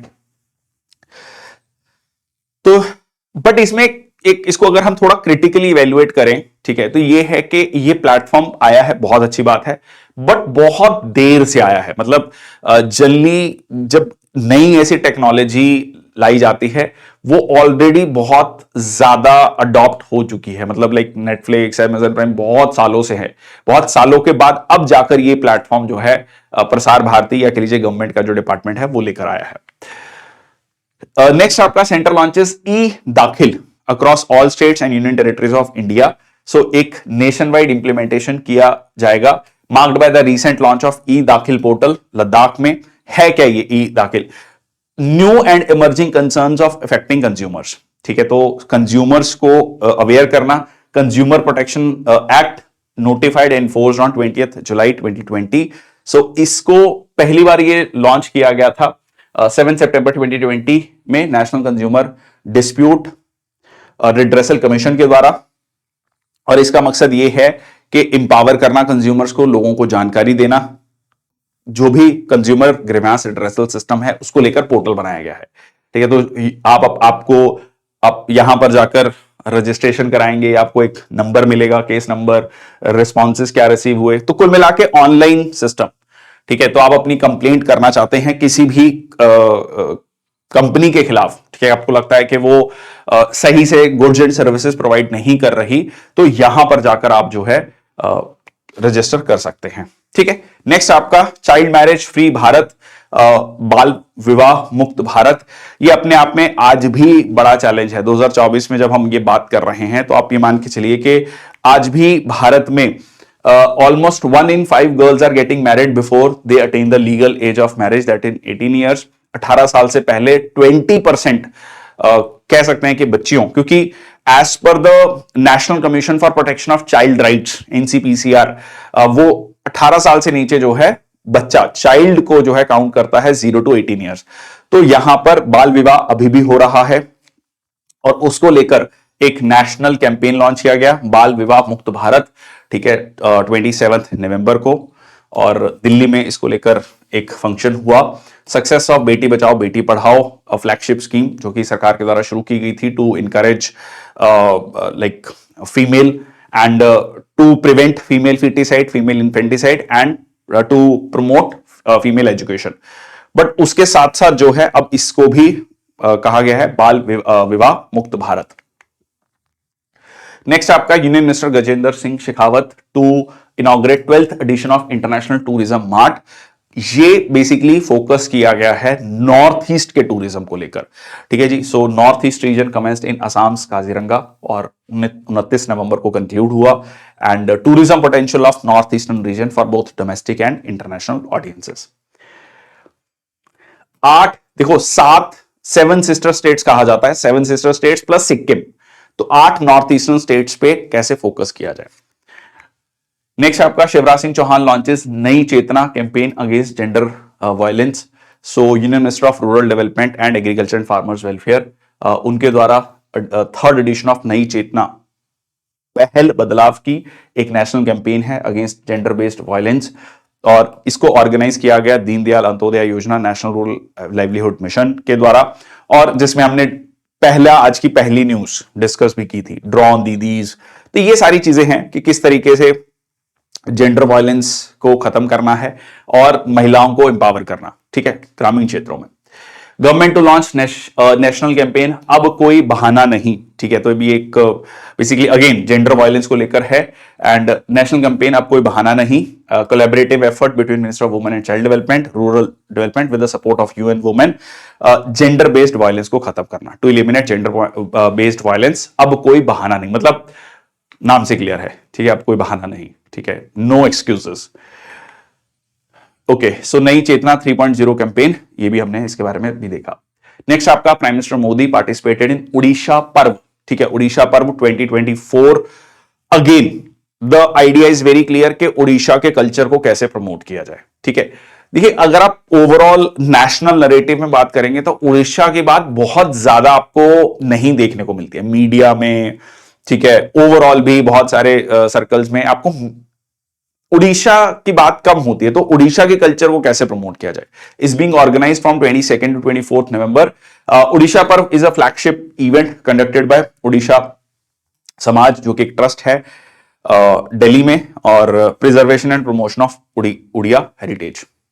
नेक्स्ट आपका winter session of parliament began on 25 November 2024, one of the 3 parliamentary session. इसको लेकर एक छोटी सी ट्रिक है, बीएमडब्ल्यू, ठीक है, ये कहां से आ गया बीएमडब्ल्यू ट्रिक है, budget session, monsoon session, winter session. तो साल की शुरुआत में बजट सेशन होता है, फिर मॉनसून सेशन होता है, फिर विंटर सेशन होता है, बीएमडब्ल्यू, ठीक है। India does not have a fixed parliamentary calendar. Conventionally Lok Sabha जो है 3 सेशंस होते हैं। संविधान में बहुत क्लियरली लिखा गया है कि 2 सेशंस के बीच में 6 महीने से ज्यादा का गैप नहीं हो सकता है, ठीक है। इसीलिए हम जब कहते हैं ना ऑर्डिनेंस मेकिंग पावर में मैक्सिमम ऑर्डिनेंस की लाइफ क्या है, 6 महीने और 6 हफ्ते, ठीक है, क्योंकि जैसे ही पार्लियामेंट बैठेगी तो 6 हफ्ते के अंदर अंदर वो पास हो जाना चाहिए। तो that is the reason, because के 2 सेशंस के बीच में maximum gap can be the 6 months. अब इसमें एक चीज याद रखिएगा कि सेशन की शुरुआत और सेशन को खत्म करना, ठीक है, सेशन की शुरुआत और सेशन को खत्म करना ये प्रेसिडेंट ऑफ इंडिया करते हैं, और डे टू डे सिटिंग जो होती है, डे टू डे सिटिंग को मैनेज करना, यह काम प्रिजाइडिंग ऑफिसर का होता है, पीठासीन अधिकारी, जो कि लोकसभा के केस में स्पीकर हैं और राज्यसभा के केस में चेयरपर्सन है, चेयरपर्सन ऑफ राज्यसभा, जो कि उपराष्ट्रपति होते हैं भारत के। So parliament session begin with the summoning by the president based on the cabinet committee on parliamentary affairs recommendation. तो राष्ट्रपति जी भी अपनी स्व इच्छा से ये काम नहीं करते हैं. So एक cabinet committee on parliamentary affairs है, वो रिकमेंडेशन देती है राष्ट्रपति जी को. राष्ट्रपति जी उस रिकमेंडेशन के बेसिस पर जो है सेशन को समन करते हैं कि इस दिन समन किया जाएगा. So article 85 sub clause 1 of the constitution mandate interval between, ये मैंने डिस्कस किया, 2 सेशंस के बीच में 6 months. So budget session starts with end of January, ठीक है, एंड कंक्लूड्स, ये सबसे बड़ा कह लीजिए सेशन होता है, और concludes by the end of April और फर्स्ट वीक ऑफ मई, ठीक है, जिसमें बजट प्रपोजल्स के बारे में रखा जाता है. 1 फरवरी को, ठीक है, जो है बजट स्पीच दी जाती है वित्त मंत्री जी के द्वारा, और सेकेंड सेशन लगभग 3 हफ्तों का होता है, मॉनसून सेशन. फिर विंटर सेशन होता है नवंबर और दिसंबर में. Adjournment temporarily suspends a parliamentary sitting for hours, days or weeks without affecting the pending bills. So adjournment कौन करता है? पीठासीन अधिकारी, प्रिजाइडिंग ऑफिसर. एक adjournment सिनाडाई होता है. adjournment सिनाडाई होता है जिसमें आगे की डेट नहीं दी जाती है, ठीक है. कोरम मिनिमम 10% मेंबर्स होने चाहिए, ठीक है, 10% मेंबर्स होने चाहिए, तभी सदन की कार्रवाई को आगे बढ़ाया जाएगा, ठीक है. तो लोकसभा के केस में ये नंबर 55, क्योंकि 543 का 10% करेंगे तो 55, ठीक है, नेक्स्ट हायर नंबर, और 245 का, तो राज्यसभा के केस में वो 25 मेंबर्स मिनिमम होने चाहिए, तभी सदन की कार्रवाई को आगे बढ़ाया जाएगा. नेक्स्ट आपका national helpline, consumer helpline partners with over 100 companies to resolve consumer grievances. अब यहां पर अगेन टेक्नोलॉजी को इंटीग्रेट किया जा रहा है. National consumer helpline set to introduce artificial intelligence based features, जिसमें स्पीच रिकॉग्निशन होगा, मल्टीलिंगुअल चैटबॉट्स होंगे. आजकल आप देखेंगे बहुत सारी कंपनीज, बहुत सारी वेबसाइट्स पे आप जाएंगे तो एक आपको साइड में एक पॉपअप मिलेगा, ठीक है, तो जिसमें है कि how may I help you, तो वो बेसिकली चैटबॉट है, ठीक है, वो एक आर्टिफिशियल इंटेलिजेंस बेस्ड चैटबॉट है. वैसे ही यहां पर जो है डेवलप किया जा रहा है, ठीक है. सो कंज्यूमर हेल्पलाइन नंबर 1915, और आपकी जो स्पीच है, आवाज है, अलग अलग भाषाएं हैं भारत में, तो उसको वो रिकॉग्नाइज करेगा, ठीक है, और मल्टीलिंगुअल चैटबॉट सिस्टम होगा. अब ये जो नई एआई कैपेबिलिटीज हैं, dubbed as NCH 2.0, allow consumers to file complaints through voice input, वो बोलकर अपनी कंप्लेंट रजिस्टर कर सकते हैं in their local languages. The platform that currently operates in 17 languages, तो बोलकर भी आप अपनी कंप्लेंट नेशनल कंज्यूमर हेल्पलाइन में रख सकते हैं. नेक्स्ट आपका अटल इनोवेशन मिशन, ठीक है जी, नीति आयोग के द्वारा ये प्रोग्राम शुरू किया गया था, अटल इनोवेशन मिशन. इसमें 2750 करोड़ जो है AIM 2. So Atal innovation mission का शॉर्ट फॉर्म हो गया एम. सो एम 2.0 एक्सपेंशन किया गया. India accelerates innovation goals, happy to announce. यहां पर आप देख सकते हैं मकसद, अगेन मैंने शुरुआत में भी बात करी पेटेंट्स वाली न्यूज को लेकर, इनोवेशन पे बहुत ज्यादा फोकस है, क्योंकि वही इंडिया की इकोनॉमी को नेक्स्ट लेवल पर ग्रो करेगा, वो हमारी प्रोडक्टिविटी को बढ़ाएगा overall. So under the aegis of NITI Aayog, budget की हमने बात की, directly contribute to creating better jobs, innovative products and high impact services across various sectors. Okay, so an ecosystem of innovation, entrepreneurship across the country at school, university, research institutions, MSMEs, और सम जो कुछ components हैं इसमें, अटल tinkering labs. अब इसको ये कोशिश की जा रही है कि जो इनोवेशन है वो स्कूल लेवल पर, कॉलेज लेवल पर, यूनिवर्सिटी लेवल पर, जो है रिसर्च इंस्टीट्यूशंस के लेवल पर, माइक्रो स्मॉल मीडियम एंटरप्राइजेस के लेवल पर, हर लेवल पर इनोवेशन को कैसे प्रमोट किया जाए. तो उसके लिए जैसे स्कूल्स में अटल टिंकरिंग लैब्स है, कॉलेजेस में अटल इंक्यूबेशन सेंटर्स हैं, इन सारी चीजों को शुरू किया गया है. नेक्स्ट आपका कैबिनेट डिसीजन 25 नवंबर को पैन 2.0. सो कैबिनेट ने अप्रूव किया, ठीक है जी, project of income tax department, जिसमें लगभग 1400 करोड़ की लागत है. देखिए पैन कार्ड में दिक्कत क्या थी कि पैन कार्ड का जो इंटीग्रेशन था बाकी जो सर्विसेज है उनके साथ नहीं था, और डुप्लीकेशन बहुत था, ठीक है. अब यहां पर, अब इसमें आपको अलग से, जिनके पास भी पैन कार्ड है उसको अलग से अप्लाई करने की जरूरत नहीं, सबके पास ये नया कार्ड आएगा. उसमें एक क्यूआर कोड स्कैनर रहेगा, मतलब बेसिकली टेक्नोलॉजिकल फीचर्स उसमें ऐड किए गए जिसको स्कैन किया जा सकेगा, और इसका मकसद यही है कि किसी तरीके की डुप्लीकेशन ना हो. So aimed at modernising and enhancing the permanent account number system, और 10 डिजिट का एक आइडेंटिफायर है ये, issue to Indian tax payers, जो कि बहुत सारी फाइनेंशियल ट्रांजैक्शंस के लिए खासकर टैक्स रिटर्न, आप में से जो भी नौकरी करते हैं, जॉब करते हैं, तो उनको डेफिनेटली पैन सिस्टम के बारे में पता है। परमानेंट अकाउंट नंबर यहां पे बहुत क्लियर है, और वो नंबर आपको चाहिए होता है जब आप टैक्स, अपना इनकम टैक्स भरते हैं। So tracking investment, conducting banking operations, और कुछ भी आप इन्वेस्टमेंट कर रहे हैं, मान लीजिए म्यूचुअल फंड्स में या प्रॉपर्टी खरीद रहे हैं, गोल्ड खरीद रहे हैं, तो वहां पर भी आपको जो है पैन नंबर की जरूरत पड़ती है, सर्टेन अमाउंट से ज्यादा अगर आप वो कर रहे हैं, जैसे गोल्ड खरीद रहे हैं।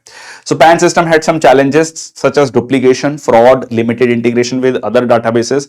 इन सारी चीजों को ओवरकम करके ये नया प्रोजेक्ट लाया जा रहा है।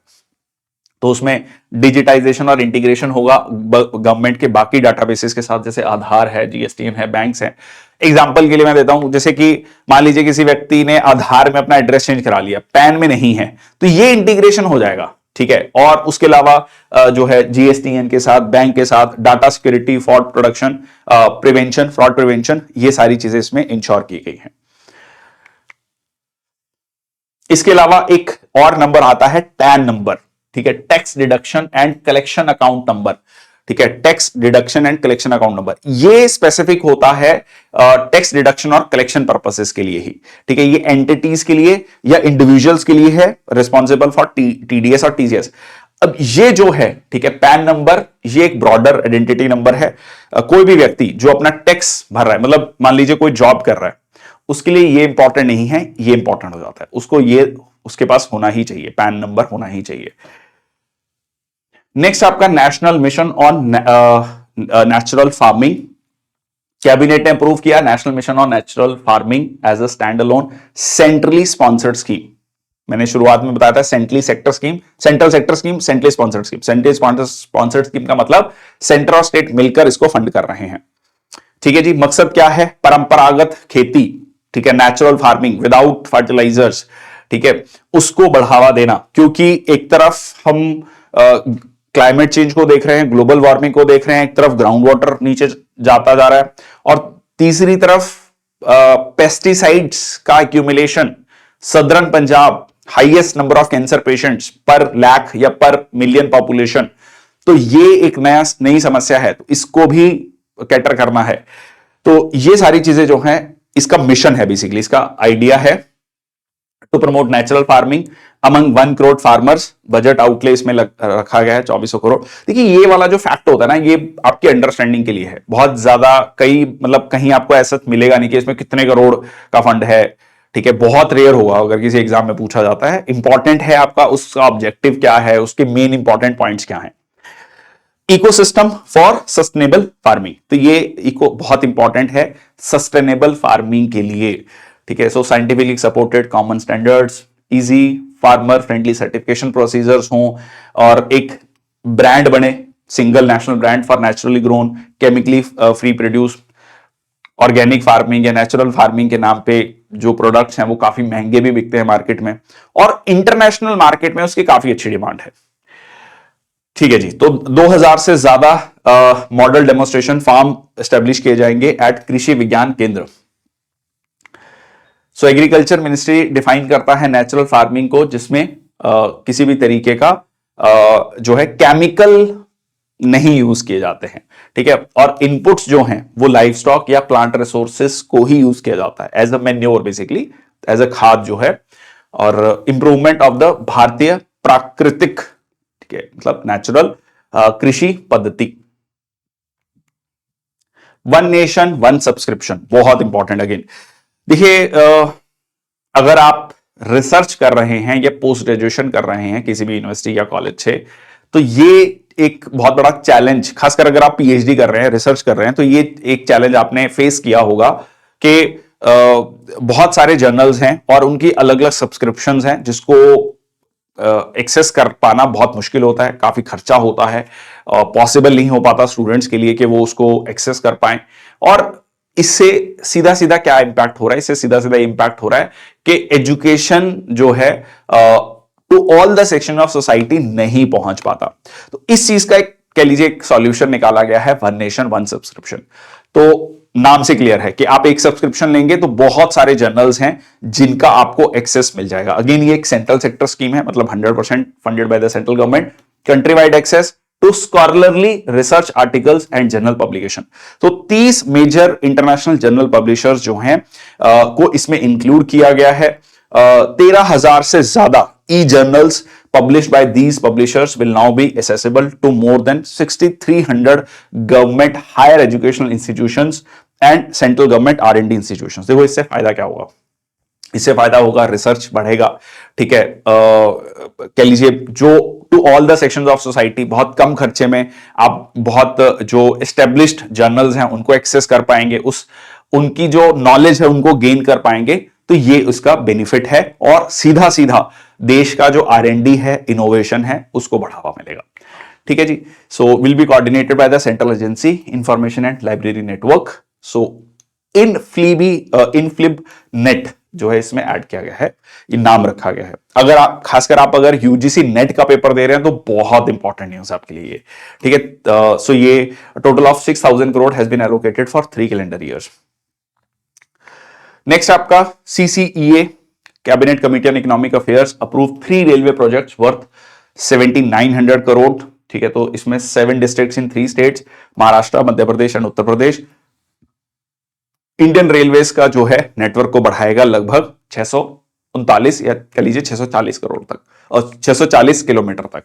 ठीक है, तो इसमें प्रोजेक्ट्स आप देख सकते हैं। सो जलगांव, मानमाड और भुसावल, खांडवा, ठीक है, प्रयागराज, मानिकपुर, तो ये प्रोजेक्ट जो हैं रेलवे प्रोजेक्ट्स को ओके किया गया है। नेक्स्ट आपका department of science and technology, geo enabling the data economy for sustainable development. It is very similar to what we have discussed in the case of geo spatial.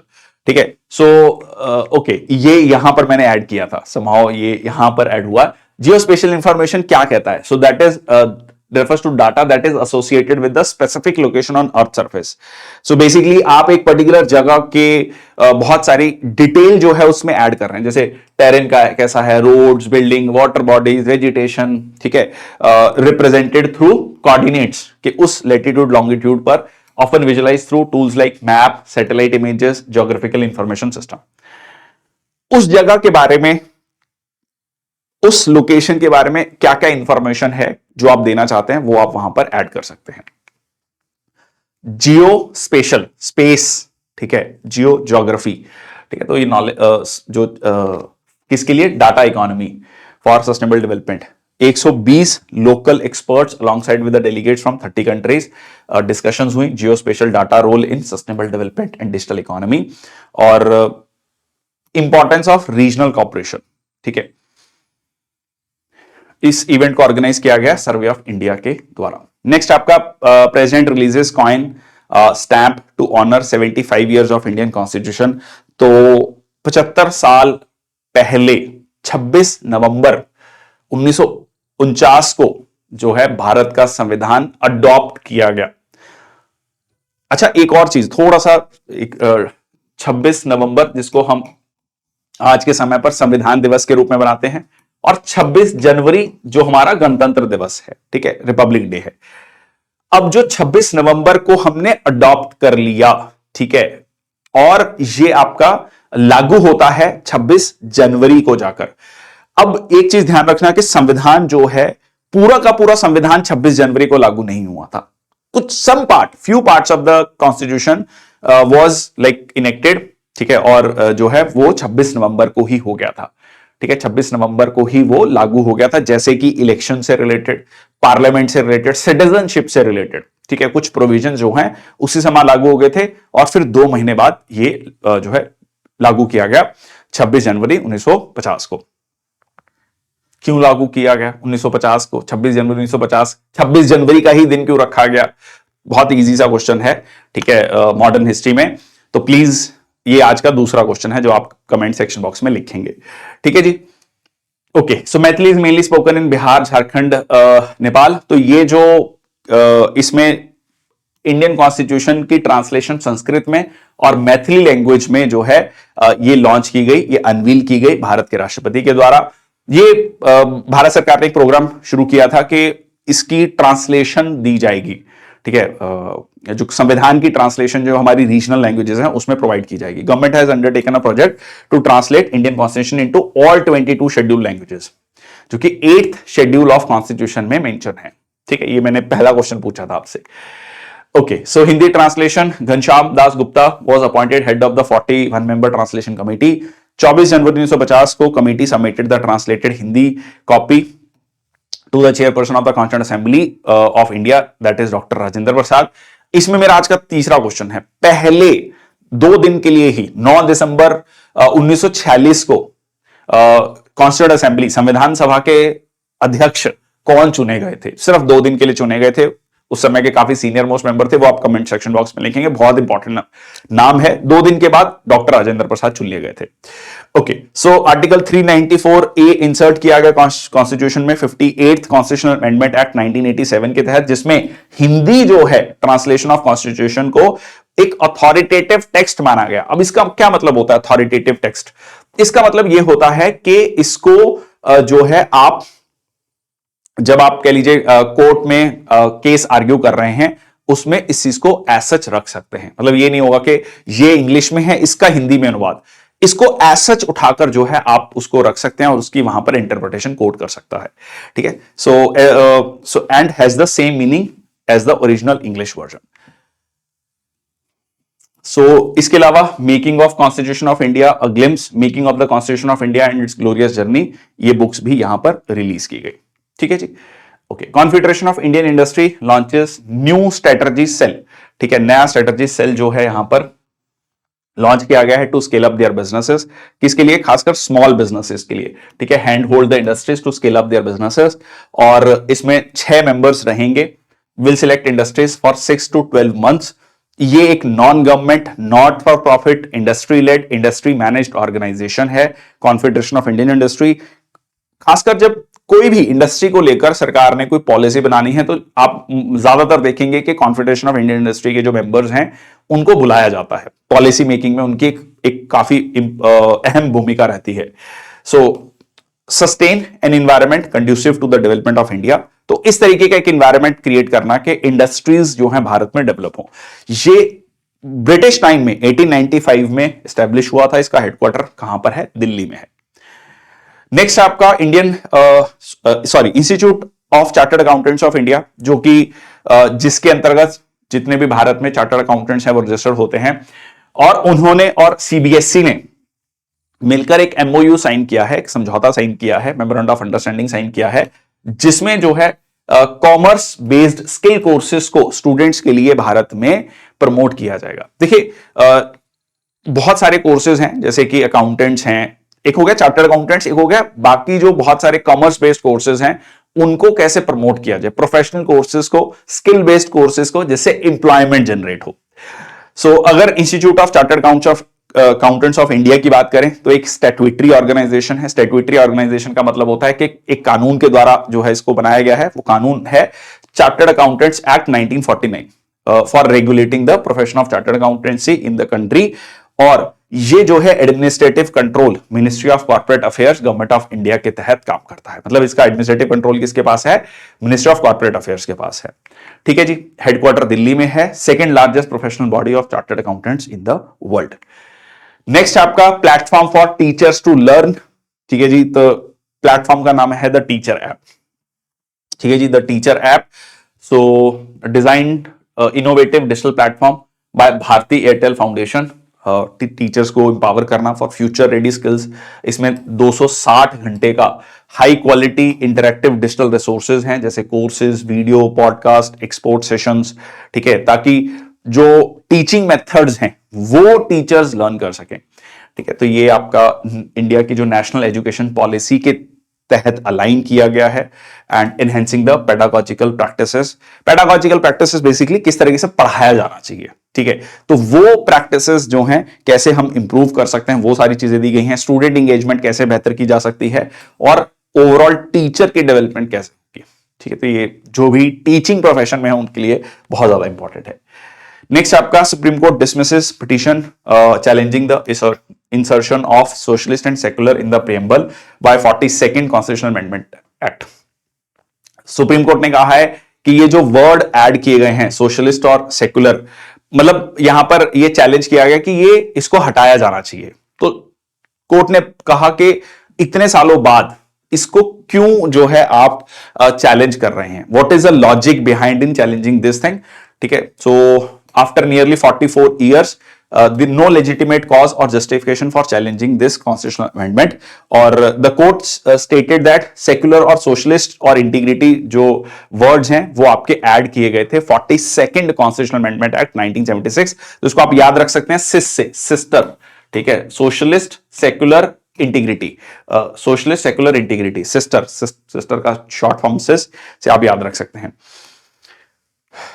ठीक है जी। अब ये जो केस है फाइल किया गया था former Rajya Sabha member MP Subramanian Swamy, advocate Ashwini Upadhyay, उनके द्वारा उनका ये कहना है कि जब हम सोशलिस्ट वर्ड ऐड करते हैं तो हम देश की जो इकोनॉमिक पॉलिसी है उसको बता रहे हैं, बट हमारे देश की इकोनॉमिक पॉलिसी आज के समय पर सोशलिस्ट नहीं है, it is like mixed economy, ठीक है। एक तरफ हमारा जो है कैपिटलिस्ट इकोनॉमी भी है, सोशलिस्ट भी है, तो उसको हम बैलेंस आउट कर रहे हैं। हिस्ट्री ऑफ प्रेम्बल की अगर हम बात करें तो प्रेम्बल जो है अडॉप्ट किया गया था 26 नवंबर 1949, डिक्लेयर्ड इंडिया अ सॉवरेन डेमोक्रेटिक रिपब्लिक, तो ये वर्ड यूज किए गए थे वहां पर। तो सोशलिस्ट और सेक्युलर जो है बाद में ऐड किया गया है। Avoided the word socialist, people should decide what suits them, ठीक है। वो इनका मतलब आर्ग्यूमेंट ये था कि लोगों को डिसाइड, समय समय पर डिसाइड होगा कि किस तरीके की वो चाहते हैं, पॉलिसी चाहते हैं। लाइक आज के समय पर एक ब्रॉड कंसेंसस है, अगर आप दो मेजर पॉलिटिकल पार्टीज की बात करें, ठीक है, उसमें ऊपर नीचे बात हो सकती है, पर ब्रॉड दोनों ही कैपिटलिस्ट इकोनॉमी की बात करते हैं, बिजनेस को ग्रो करने की बात करते हैं, ठीक है। ओके, इंडिया का जो सेक्युलरिज्म है वो वेस्टर्न सेक्युलरिज्म से अलग है। वेस्टर्न सेक्युलरिज्म बहुत क्लियर कहता है, लाइक अगर हम रेनेसां की बात करें, यूरोप रेनेसां की बात करें, तो उसमें क्लियरली ये कहा गया था कि like church and state are different. Church religious matters हैं जो कि आपके पर्सनल मैटर्स हैं, ठीक है, और स्टेट जो है वो एडमिनिस्ट्रेशन से रिलेटेड है, ठीक है, जो डे टू डे एडमिनिस्ट्रेशन है उससे रिलेटेड है, दोनों का आपस में कोई लेन देन नहीं है, बिल्कुल कंप्लीटली सेपरेट होना चाहिए। इंडिया में जब हम सेक्युलरिज्म की बात करते हैं तो क्योंकि हमारा एक कह लीजिए वे ऑफ लिविंग रिलीजन से काफी ज्यादा डिफाइन होता है, सरकार जो है वो का कोई धर्म नहीं होगा, सरकार किसी एक धर्म को प्रमोट नहीं करेगी, बट सारे धर्मों को इक्वली प्रमोट कर सकती है, ठीक है। तो यहां पर तो जो है हमारा सेक्युलरिज्म वहां से कंपैरेट मतलब जो है अलग हो जाता है, ठीक है। तो ये चीज ये आर्ग्यूमेंट भी यहां पर रखा गया है सेक्युलरिज्म को लेकर। ओके, जजमेंट्स अगर हम देखें प्रेम्बल को लेकर तो बेरुबरी केस में यह कहा गया था कि प्रेम्बल जो है कॉन्स्टिट्यूशन का पार्ट नहीं है। बाद में इस जजमेंट को रिवर्स कर दिया गया था in the very famous Kesavananda Bharati case judgement, 24 April 1973 को यह जजमेंट आई थी, और इसमें यह कहा गया कि preamble is a part of the constitution और इसको अमेंड किया जा सकता है just like any other part of the constitution. और अगर कॉन्स्टिट्यूशन को लेकर किसी भी आर्टिकल या किसी प्रावधान को लेकर कोई भी कंफ्यूजन होगा तो प्रेम्बल को रेफर किया जा सकता है, और जो इंटरप्रिटेशन प्रेम्बल को सपोर्ट करती होगी वही मानी जाएगी, ठीक है जी। चलिए, government to launch digital India common service centres project to bridge digital divide in rural India. Again किस तरीके से जो है कॉमन सर्विस सेंटर्स बनाए जाए। देखो, बहुत सारी गवर्नमेंट की जो सर्विसेज हैं वो आजकल ऑनलाइन है, बहुत सारे लोगों को आज भी जो है इंटरनेट कैसे चलाना है, कैसे एक्सेस करना है वो नहीं आता, तो किस तरीके से सरकार जो है उसको फैसिलिटेट कर सकती है, और बहुत सारे युवा जो हैं उनको एम्प्लॉयमेंट दी जा सकती है इसके थ्रू। जो कॉमन सर्विस सेंटर्स आजकल बहुत सारे ग्रामीण क्षेत्रों में हम कॉमन सर्विस सेंटर्स को देखते हैं, तो यहां पर one model DICSC centre, common service centre basically in nearly all the gram panchayat across 10 districts, ठीक है, ये किया जाएगा। पहले एक काइंड ऑफ पायलट प्रोजेक्ट है, फिर धीरे धीरे इसको एक्सटेंड किया जाएगा। So set to run initially for 6 months and high speed broadband connectivity, modern infrastructure provide करना, एंड इसमें बहुत सारी सर्विसेज प्रोवाइड की जाएंगी, जैसे आधार का रजिस्ट्रेशन है, बैंकिंग है, फाइनेंशियल प्लानिंग है, टेली लॉ, ठीक है, आप ऑनलाइन जो है लीगल सर्विसेज एक्सेस कर सकते हैं, टेली मेडिसिन, डॉक्टर से बात कर सकते हैं, education, e commerce, tele education तो आप ले ही रहे हैं, this is nothing but a tele education, ठीक है। so these are the facilities which you can get. next है आपका PM Vidyalakshmi collateral free guarantor free education loan. बहुत क्लियरली यहां पर कहा गया है कि जिन भी बच्चों में जो है जिन परिवारों की सालाना इनकम 8 लाख से कम है उनको जो है लोन दिया जाएगा 10 लाख तक का, और उसमें 3% का इंटरेस्ट सबवेंशन है। ये इंटरेस्ट सबवेंशन मैंने आपको पहले भी बताया। मान लीजिए एजुकेशन लोन जो है 7% पे है, तो जो बच्चे सही समय पर ये एजुकेशन लोन पे करते रहेंगे तो उनको 3% जो है इंटरेस्ट माफ हो जाएगा, उनको 4% पे ही लोन मिल जाएगा। ठीक है। एंड इसके अलावा loan up to 7.5 lakh shall be eligible for 75% credit guarantee. तो ये the idea is very clear कि किस तरीके से जो एजुकेशन लोन है उसको एक्सेसिबल बनाना। न्यू सेंट्रल सेक्टर स्कीम, सबसे पहले तो सेंट्रल सेक्टर स्कीम है, that means 100% central government funded financial support to meritorious students. ठीक है जी, और उनको कोई भी चीज हायर स्टडीज को परस्यू करने से ना रोके। अनदर की initiative stemming out of the national education policy. Any student who want to get admission in quality higher educational institutions will eligible to get collateral free, guarantor free loan from banks, financial institutions to cover full amount of tuition fee, other expenses. जैसे अगर आप देखेंगे बहुत सारे courses ऐसे हैं, जैसे IIMs में देखेंगे तो उनकी प्राइसेस काफी ज्यादा हैं। तो उस केस में ऐसा भी कई बार देखने में आता है कि बहुत सारे स्टूडेंट्स जो हैं उनको इसलिए एक्सेस नहीं कर पाते या उनको मतलब नहीं जा पाते क्योंकि वो उनकी अफोर्डेबल लिमिट से बाहर है, तो उनको वो एजुकेशन लोन प्रोवाइड करना। Top quality higher educational institutions of the nation as determined by the national institution ranking framework. ये सरकार के द्वारा NIRF रैंकिंग्स, जिसमें इंस्टीट्यूट्स की, यूनिवर्सिटीज की रैंकिंग दी जाती है। ठीक है, ओके। सो हर साल इसको अपडेट किया जाएगा। For loan amount up to 7.5 lakh student will also be eligible for credit guarantor of 75% of outstanding default. मतलब इतना जो है 7.5 लाख तक का जो अमाउंट है उसके लिए क्रेडिट गारंटी जो है दी जाएगी of 75% of the outstanding default. और इससे this will give support to banks in making education loans available to students under the scheme. तो कहीं ना कहीं गवर्नमेंट जो है इसमें एक पुश जो है दे रही है। ओके, तो 3600 करोड़ का इसमें आउटले रखा गया है। 7 lakh fresh students are expected to get the benefit from this interest subvention during this period. ठीक है, लगभग 7 लाख बच्चों को इसका बेनिफिट मिलेगा। NITI Aayog launches 15-day Jal Utsav to create awareness and sensitivity towards water conservation. नाम से क्लियर है, पानी को कैसे कंजर्व किया जाए, सुरक्षित रखा जाए। ठीक है जी, उसको लेकर अवेयरनेस क्रिएट करना 6 से 24 नवंबर। और जल उत्सव is on the lines of नदी उत्सव। ठीक है, अगेन नदियों को कैसे साफ रखा जाए, ठीक है, उसको लेकर था। तो वैसे ही हो गया आपका जल उत्सव। Implemented in 20 aspirational districts and blocks. अच्छा, ये एस्पिरेशनल डिस्ट्रिक्ट्स क्यों बोला जाता है? बेसिकली पहले एक वर्ड यूज होता था बैकवर्ड रीजन या बैकवर्ड डिस्ट्रिक्ट्स, तो ये एक अपने आप में एक बड़ा वो था कि बैकवर्ड डिस्ट्रिक्ट है ये, तो ठीक है। तो उस वर्ड को जो है चेंज किया गया है, उसको एस्पिरेशनल डिस्ट्रिक्ट्स कहा गया। ठीक है, in partnership with the national जल जीवन mission, department of drinking water and sanitation. और ये एक फैक्ट शीट भी लॉन्च करेंगे, ठीक है, of their respective blocks and districts. Fact sheet मतलब बेसिकली कितना, कहां पर अभी हैं हम, क्या प्रोग्रेस है। ठीक है, तो उस तरीके से फैक्ट शीट आएगी। नेक्स्ट आपका पार्लियामेंट का विंटर सेशन 25 नवंबर से 20 दिसंबर रहेगा। इसके बारे में मैंने पहले भी चर्चा करी। ठीक है, और union minister of parliamentary affairs Kiran Rijiju on the eve of 26 नवंबर 75 साल पूरे हो गए। ठीक है, 1949 से लेकर 2024, तो 75 साल पहले जो है संविधान अडॉप्ट किया गया था। ठीक है, बाय कन्वेंशन पार्लियामेंट सेशन जो है साल में 3 बार होता है। ऑलरेडी मैं आपको BMW वाली ट्रिक बता चुका हूं। नेक्स्ट आपका सुप्रीम कोर्ट की 4-3 verdict on AMU minority status. Supreme court ने अलीगढ़ मुस्लिम यूनिवर्सिटी का जो है माइनॉरिटी स्टेटस को ओके कर दिया है। यहां पर एक जजमेंट थी, सुप्रीम कोर्ट ने उसको रिवर्स किया है।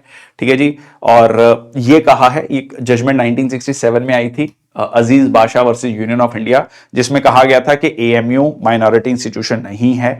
अब सवाल एक दिमाग में आपके नेचुरली आना चाहिए कि पहले क्यों नहीं था, मतलब उससे पहले एक माइनॉरिटी एजुकेशनल इंस्टीट्यूशन था, फिर कहा कि नहीं है, फिर अब कहा है। ठीक है, एक माइनॉरिटी एजुकेशनल इंस्टीट्यूशन है। और माइनॉरिटी एजुकेशनल इंस्टीट्यूशन होने से क्या फायदा है, ये 2-3 क्वेश्चन यहां पर बनते हैं। अब यहां पर सुप्रीम कोर्ट ने कहा कि इसको लेकर एक, पहले बात तो आपको जो शब्द यूज किया गया है established in article 31 must be given a broad meaning. Article 30 sub clause 1 में जो कहा गया है कि माइनॉरिटी एजुकेशनल इंस्टीट्यूशन एस्टेब्लिश किए जा सकते हैं, तो वो एस्टेब्लिश कैसे किया गया उसको लेकर एक मतलब उन्होंने कहा कि कल को मान लीजिए कुछ भी ऐसा किसी इंस्टीट्यूशन को लेकर आता है कि ये माइनॉरिटी एजुकेशनल इंस्टीट्यूशन है या नहीं, तो इसका मतलब कैसे तय हुआ, तो एक क्राइटेरिया सेट किया गया है। तो क्राइटेरिया में यह कहा गया है कि कई सारी चीजें देखी जाएंगी कि वो इंस्टीट्यूशन कब बनाया, किसने बनाया, क्यों बनाया, ठीक है। So must be given a broad meaning. The court will have to look into the details, who was the brain behind the establishment, ठीक है, पर्पस क्या था, क्या क्या स्टेप्स लिए गए उसको लेकर, कैसे जो है लैंड ऑब्टेन किया गया, किन्होंने फंडिंग करी उस इंस्टीट्यूशन को। तो ये सारी चीजों को देखा जाएगा माइनॉरिटी एजुकेशनल इंस्टीट्यूशन को के क्राइटेरिया को सेट करते वक्त, मतलब ये तय करते वक्त कि माइनॉरिटी एजुकेशन इंस्टीट्यूशन है या नहीं। तो इन सारे क्वेश्चंस को आपको फाइंड आउट करना है कि उसके पीछे फंडिंग किसकी है, पर्पस क्या है, ठीक है, क्या क्या स्टेप्स लिए गए, लैंड किसकी है, ब्रेन चाइल्ड किसका है वो इंस्टीट्यूशन। अब बात करें हम अलीगढ़ मुस्लिम यूनिवर्सिटी की, सो यहां पर Syed Ahmad Khan Mohammedan Anglo Oriental College की स्थापना करते हैं फॉर अपलिफ्टिंग मुस्लिम्स 1877। फिर ये कॉलेज जो है एएमयू बन जाता है after AMU act is enacted. Parliament ने डिक्लेयर किया AMU as an institution of national importance, और ये जो है एएमयू एक्ट अमेंड होता है 1951 में, मतलब just after independence, allowing non Muslims to the members of the AMU court, ठीक है, जो कि सुप्रीम गवर्निंग बॉडी थी। बाद में एक और अमेंडमेंट की गई जिसमें पावर्स को एक्सपैंड किया गया एएमयू के एग्जीक्यूटिव काउंसिल का, और university court is no longer, जो यहां पर पहले एक यूनिवर्सिटी कोर्ट थी, is no longer the supreme governing body. अब सुप्रीम कोर्ट ने रूल किया इस केस में, ठीक है जी, ये जो केस था अजीज बादशाह केस, इसमें कहा कि अब जो है ये माइनॉरिटी इंस्टीट्यूशन नहीं है क्योंकि इसको सेंट्रल गवर्नमेंट की फंडिंग मिलती है, ठीक है, तो ये माइनॉरिटी इंस्टीट्यूशन नहीं हो सकता। बट अब जो है सुप्रीम कोर्ट ने उस डिसीजन को ओवररूल किया है। तो इसने मैंने आपको पूरा इसका बता दिया है कि अभी प्रेजेंट क्या कहा है सुप्रीम कोर्ट ने और उसको लेकर क्या क्राइटेरियाज रखे गए हैं, ठीक है जी। ओके, चलिए, तो उसके बाद 1981 में Indira Gandhi government amends the AMU act declaring AMU was established for educational cultural and advancement of Muslims. 2005 में एएमयू ने 50% रिजर्वेशन रखा मुस्लिम स्टूडेंट्स के लिए for post graduate medical courses. Allahabad ने क्वैश किया द पॉलिसी 1981 अमेंडमेंट को। UPA government AMU moved supreme court against the verdict. फिर central government ने विड्रॉ कर लिया फ्रॉम द अपील सेइंग कि UPA government stand against the public policy of reservation of SC, ST, OBCs are applicable to central universities। क्योंकि अच्छा ये भी बहुत इंपॉर्टेंट पॉइंट है, क्योंकि अगर अब जब माइनॉरिटी एजुकेशनल इंस्टीट्यूशन नहीं था तब वहां पर ये रिजर्वेशन था, ठीक है, जिसमें SC, ST, OBC रिजर्वेशन मिलेगा। अब क्योंकि माइनॉरिटी एजुकेशनल इंस्टीट्यूशन है तो ये रिजर्वेशन नहीं होगा वहां पर, ठीक है। 3 जज Supreme Court bench refers the issue to the 7 जज बेंच 2019 में। नेक्स्ट आपका सुप्रीम कोर्ट ने कहा that the act is constitutional. किस एक्ट की बात हो रही है? Uphold the validity of UP Madrasa education act. Again very controversial. अब इसमें बेसिकली ये कहा गया कि यूपी मदरसा एजुकेशन जो एक्ट है वो सही है, बट कुछ प्रोविजंस को जो है यहां पर खारिज कर दिया गया, अनकॉन्स्टिट्यूशनल कहा गया। देख लेते हैं इसमें क्या प्रॉब्लम था या क्या चैलेंज था। इसमें यह कहा गया कि रिलीजियस एजुकेशन मदरसा जो हैं उनके पास राइट है कि वो रिलीजियस एजुकेशन दे सकते हैं and handle their own administration under article 30। Again it is under article 30 के तहत वो एजुकेशन एस्टेब्लिश कर सकते हैं और एजुकेशन दे सकते हैं, ठीक है जी। अब यहां पर उन्होंने ये भी कहा कि जो उत्तर प्रदेश मदरसा एजुकेशन बोर्ड है वो भी सही है, क्योंकि वो क्या करता है, वो यहां पर डिसाइड करता है, जैसे कि प्रिस्क्राइब करता है एकेडमिक करिकुलम क्या होगा, टेक्स्ट बुक्स क्या होंगी, qualification of teachers, standards of equipment, infrastructure. और ये कहा गया कि मदरसा जो राइट दिया गया है अंडर आर्टिकल 30 और ये जो कह लीजिए बोर्ड है, उनके बीच में कोई भी ऐसा नहीं है कि कोई कॉन्ट्राडिक्शन है, ठीक है। So did not directly interfere with the day to day administration of recognised madrasas. Madrasas education दे सकते हैं, पर एक अगर बोर्ड है उसके ऊपर, ठीक है, एक स्टेट लेवल पे जो प्रिस्क्राइब कर रहा है कि क्वालिफिकेशन ऑफ टीचर्स क्या होगा, कौन सी टेक्स्ट बुक पढ़ाई जाएंगी, ठीक है, उसके अलावा जो है एकेडमिक करिकुलम क्या होगा, क्वालिफिकेशन ऑफ टीचर्स, तो ये सही है क्योंकि ये ब्रॉडली एजुकेशन के स्टैंडर्ड्स को प्रिस्क्राइब कर रहा है, ठीक है। और ये जो बेसिकली कहीं ना कहीं इसको बैलेंस आउट करने की कोशिश की गई है कि एक तरफ मदरसास हैं, उनका राइट है to give education. So court while noting that minorities के पास ये राइट है to establish and administer madrasas, पर ये राइट एब्सोल्यूट नहीं है। जैसे लाइक संविधान में जब हम मौलिक अधिकारों के बारे में पढ़ते हैं कि जो फंडामेंटल राइट्स हैं वो एब्सोल्यूट नहीं है, reasonable restrictions can be there. तो यहां पर जो है आर्टिकल 21A जो राइट टू एजुकेशन की बात करता है, वो उन्होंने ये कहा कि इसको जब आप पढ़ रहे हैं rights of religious and linguistic minorities के साथ बैलेंस करके चलना है। अब यहां पर मदरसा एक्ट में सेक्शन 9 जो है जिसमें वो डिग्रीज दे सकते हैं, उसको जो है अनकॉन्स्टिट्यूशनल कहा गया है, क्योंकि इसमें ये था कि they can give their degrees, जैसे कि कामिल है, फाजिल कोर्सेज हैं, ये हैं contrary to the UGC act. Under section 22 of UGC act सिर्फ वही यूनिवर्सिटीज जो कि सेंट्रल और स्टेट एक्ट के तहत एस्टेब्लिश की गई हैं या डीम्ड यूनिवर्सिटीज हैं, वही जो है डिग्रीज को इशू कर सकती हैं, ठीक है, डिग्रीज दे सकती हैं। Therefore Supreme Court struck down a part of the section 9। तो मदरसा एक्ट का एक छोटा पार्ट, एक सेक्शन 9 जो है हटा दिया गया है। ओवरऑल मदरसास कैन बी देयर, और जो बोर्ड है, मदरसा बोर्ड है, वो भी रह सकता है जो क्वालिटी को इंश्योर करेगा। तो आर्टिकल 21A 30 इसको बैलेंस आउट करने की कोशिश की गई है। नेक्स्ट आपका prime minister Modi to inaugurate first Bodoland Mahotsav at Delhi. सो बोडोलैंड जो है वो सबसे बड़ी ट्राइब है असम में, ठीक है। बोडोलैंड को लेकर डिमांड भी है सेपरेट स्टेट को लेकर, ठीक है जी। बट यहां पर एक मेगा इवेंट हुआ उनकी लैंग्वेज, लिटरेचर, कल्चर को प्रमोट करने के लिए, to sustain peace and build a vibrant Bodo society. और 5 से 6% जो है पॉपुलेशन बोडो पॉपुलेशन है। 4 बड़े डिस्ट्रिक्ट्स हैं जिनमें बोडो पॉपुलेशन मेनली कंसंट्रेटेड है, जैसे कोकराझार, चिरांग, बाक्सा, उदलगिरी। उसके अलावा भी बाकी जगह हैं, ऐसा नहीं है कि सिर्फ इन्हीं 4 डिस्ट्रिक्ट्स में, but it is mainly concentrated in these districts, ठीक है। सो बोडो टेरिटोरियल काउंसिल भी है जो कि ऑटोनमस रीजन है इन द स्टेट ऑफ असम, ठीक है, 4 डिस्ट्रिक्ट्स में। नेक्स्ट आपका India launches first AI data bank. So India का पहला आर्टिफिशियल इंटेलिजेंस डाटा बैंक जो है, जिसका मकसद है इनोवेशन को प्रमोट करना और रिसर्चर्स को, स्टार्टअप्स को, डेवलपर्स को high quality diverse data set provide करना for creating scalable inclusive AI solutions.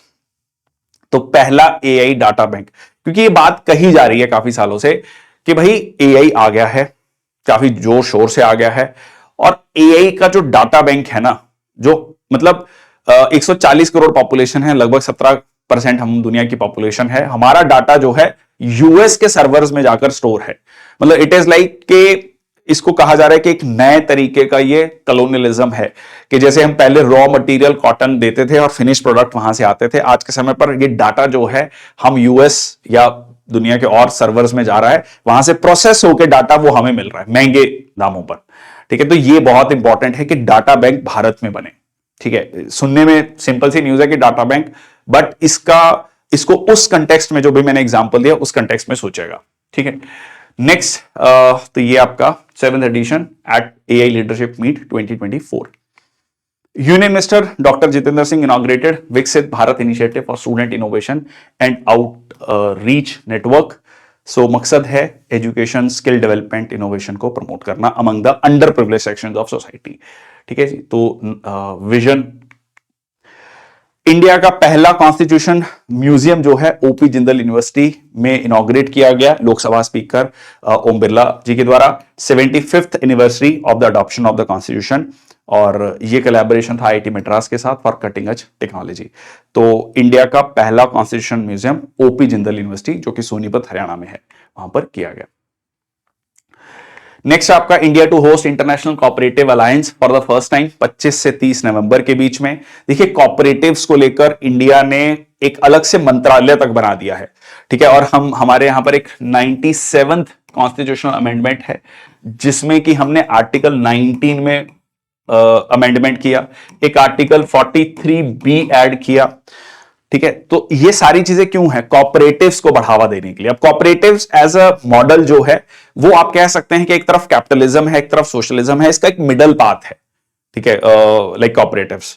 तो ये इंपॉर्टेंट है क्योंकि इसमें जो स्टेक होल्डर्स हैं वही उसके ओनर हैं, मतलब एक ओनर नहीं है या फ्यू ओनर्स नहीं है, बहुत सारे ओनर्स हैं। और दूसरी तरफ सरकार की इसमें दखलंदाजी नहीं है, सरकार इसको फैसिलिटेट कर रही है, प्रमोट कर रही है, बट डायरेक्टली सरकार की इसमें दखलंदाजी नहीं है। कॉपरेटिव्स की बात करें तो अमूल, ठीक है, आप जो भी राज्य में रहते हैं तो अलग अलग बहुत सारे आपको मिल्क कॉपरेटिव्स काफी फेमस हैं, नंदिनी, अमूल, वेरका, सांची। ठीक है, तो ये मदर डेयरी, तो इस तरीके से बहुत सारे कह लीजिए मिल्क कॉपरेटिव्स हैं, और भी बहुत सारे कॉपरेटिव्स हैं। दुनिया में सबसे ज्यादा कॉपरेटिव्स भारत में ही है। सो अमित शाह जो हैं वो मिनिस्टर ऑफ कॉर्पोरेशन के मंत्री हैं। Cooperatives build prosperity for all. लगभग 30 लाख कॉपरेटिव्स हैं across the world, and India stands out of the leading country with the highest number of cooperatives. प्रधानमंत्री बीमा सखी योजना, प्राइम मिनिस्टर महिला योजना, ये बेसिकली एलआईसी के द्वारा शुरू किया गया है, वुमेन करियर इंश्योरेंस स्कीम, बीमा सखी of life insurance from Panipat on 9 दिसंबर। और इसमें सिर्फ महिलाएं ही एजेंट्स होंगी। इसमें एजुकेशनल क्वालिफिकेशन सिर्फ 10th पास है, और उसके बाद जो है पहले साल उनको 7,000 रुपया जो है सैलरी दी जाएगी, 7,000 रुपये महीना, 6,000 रुपया in the second year, and 5,000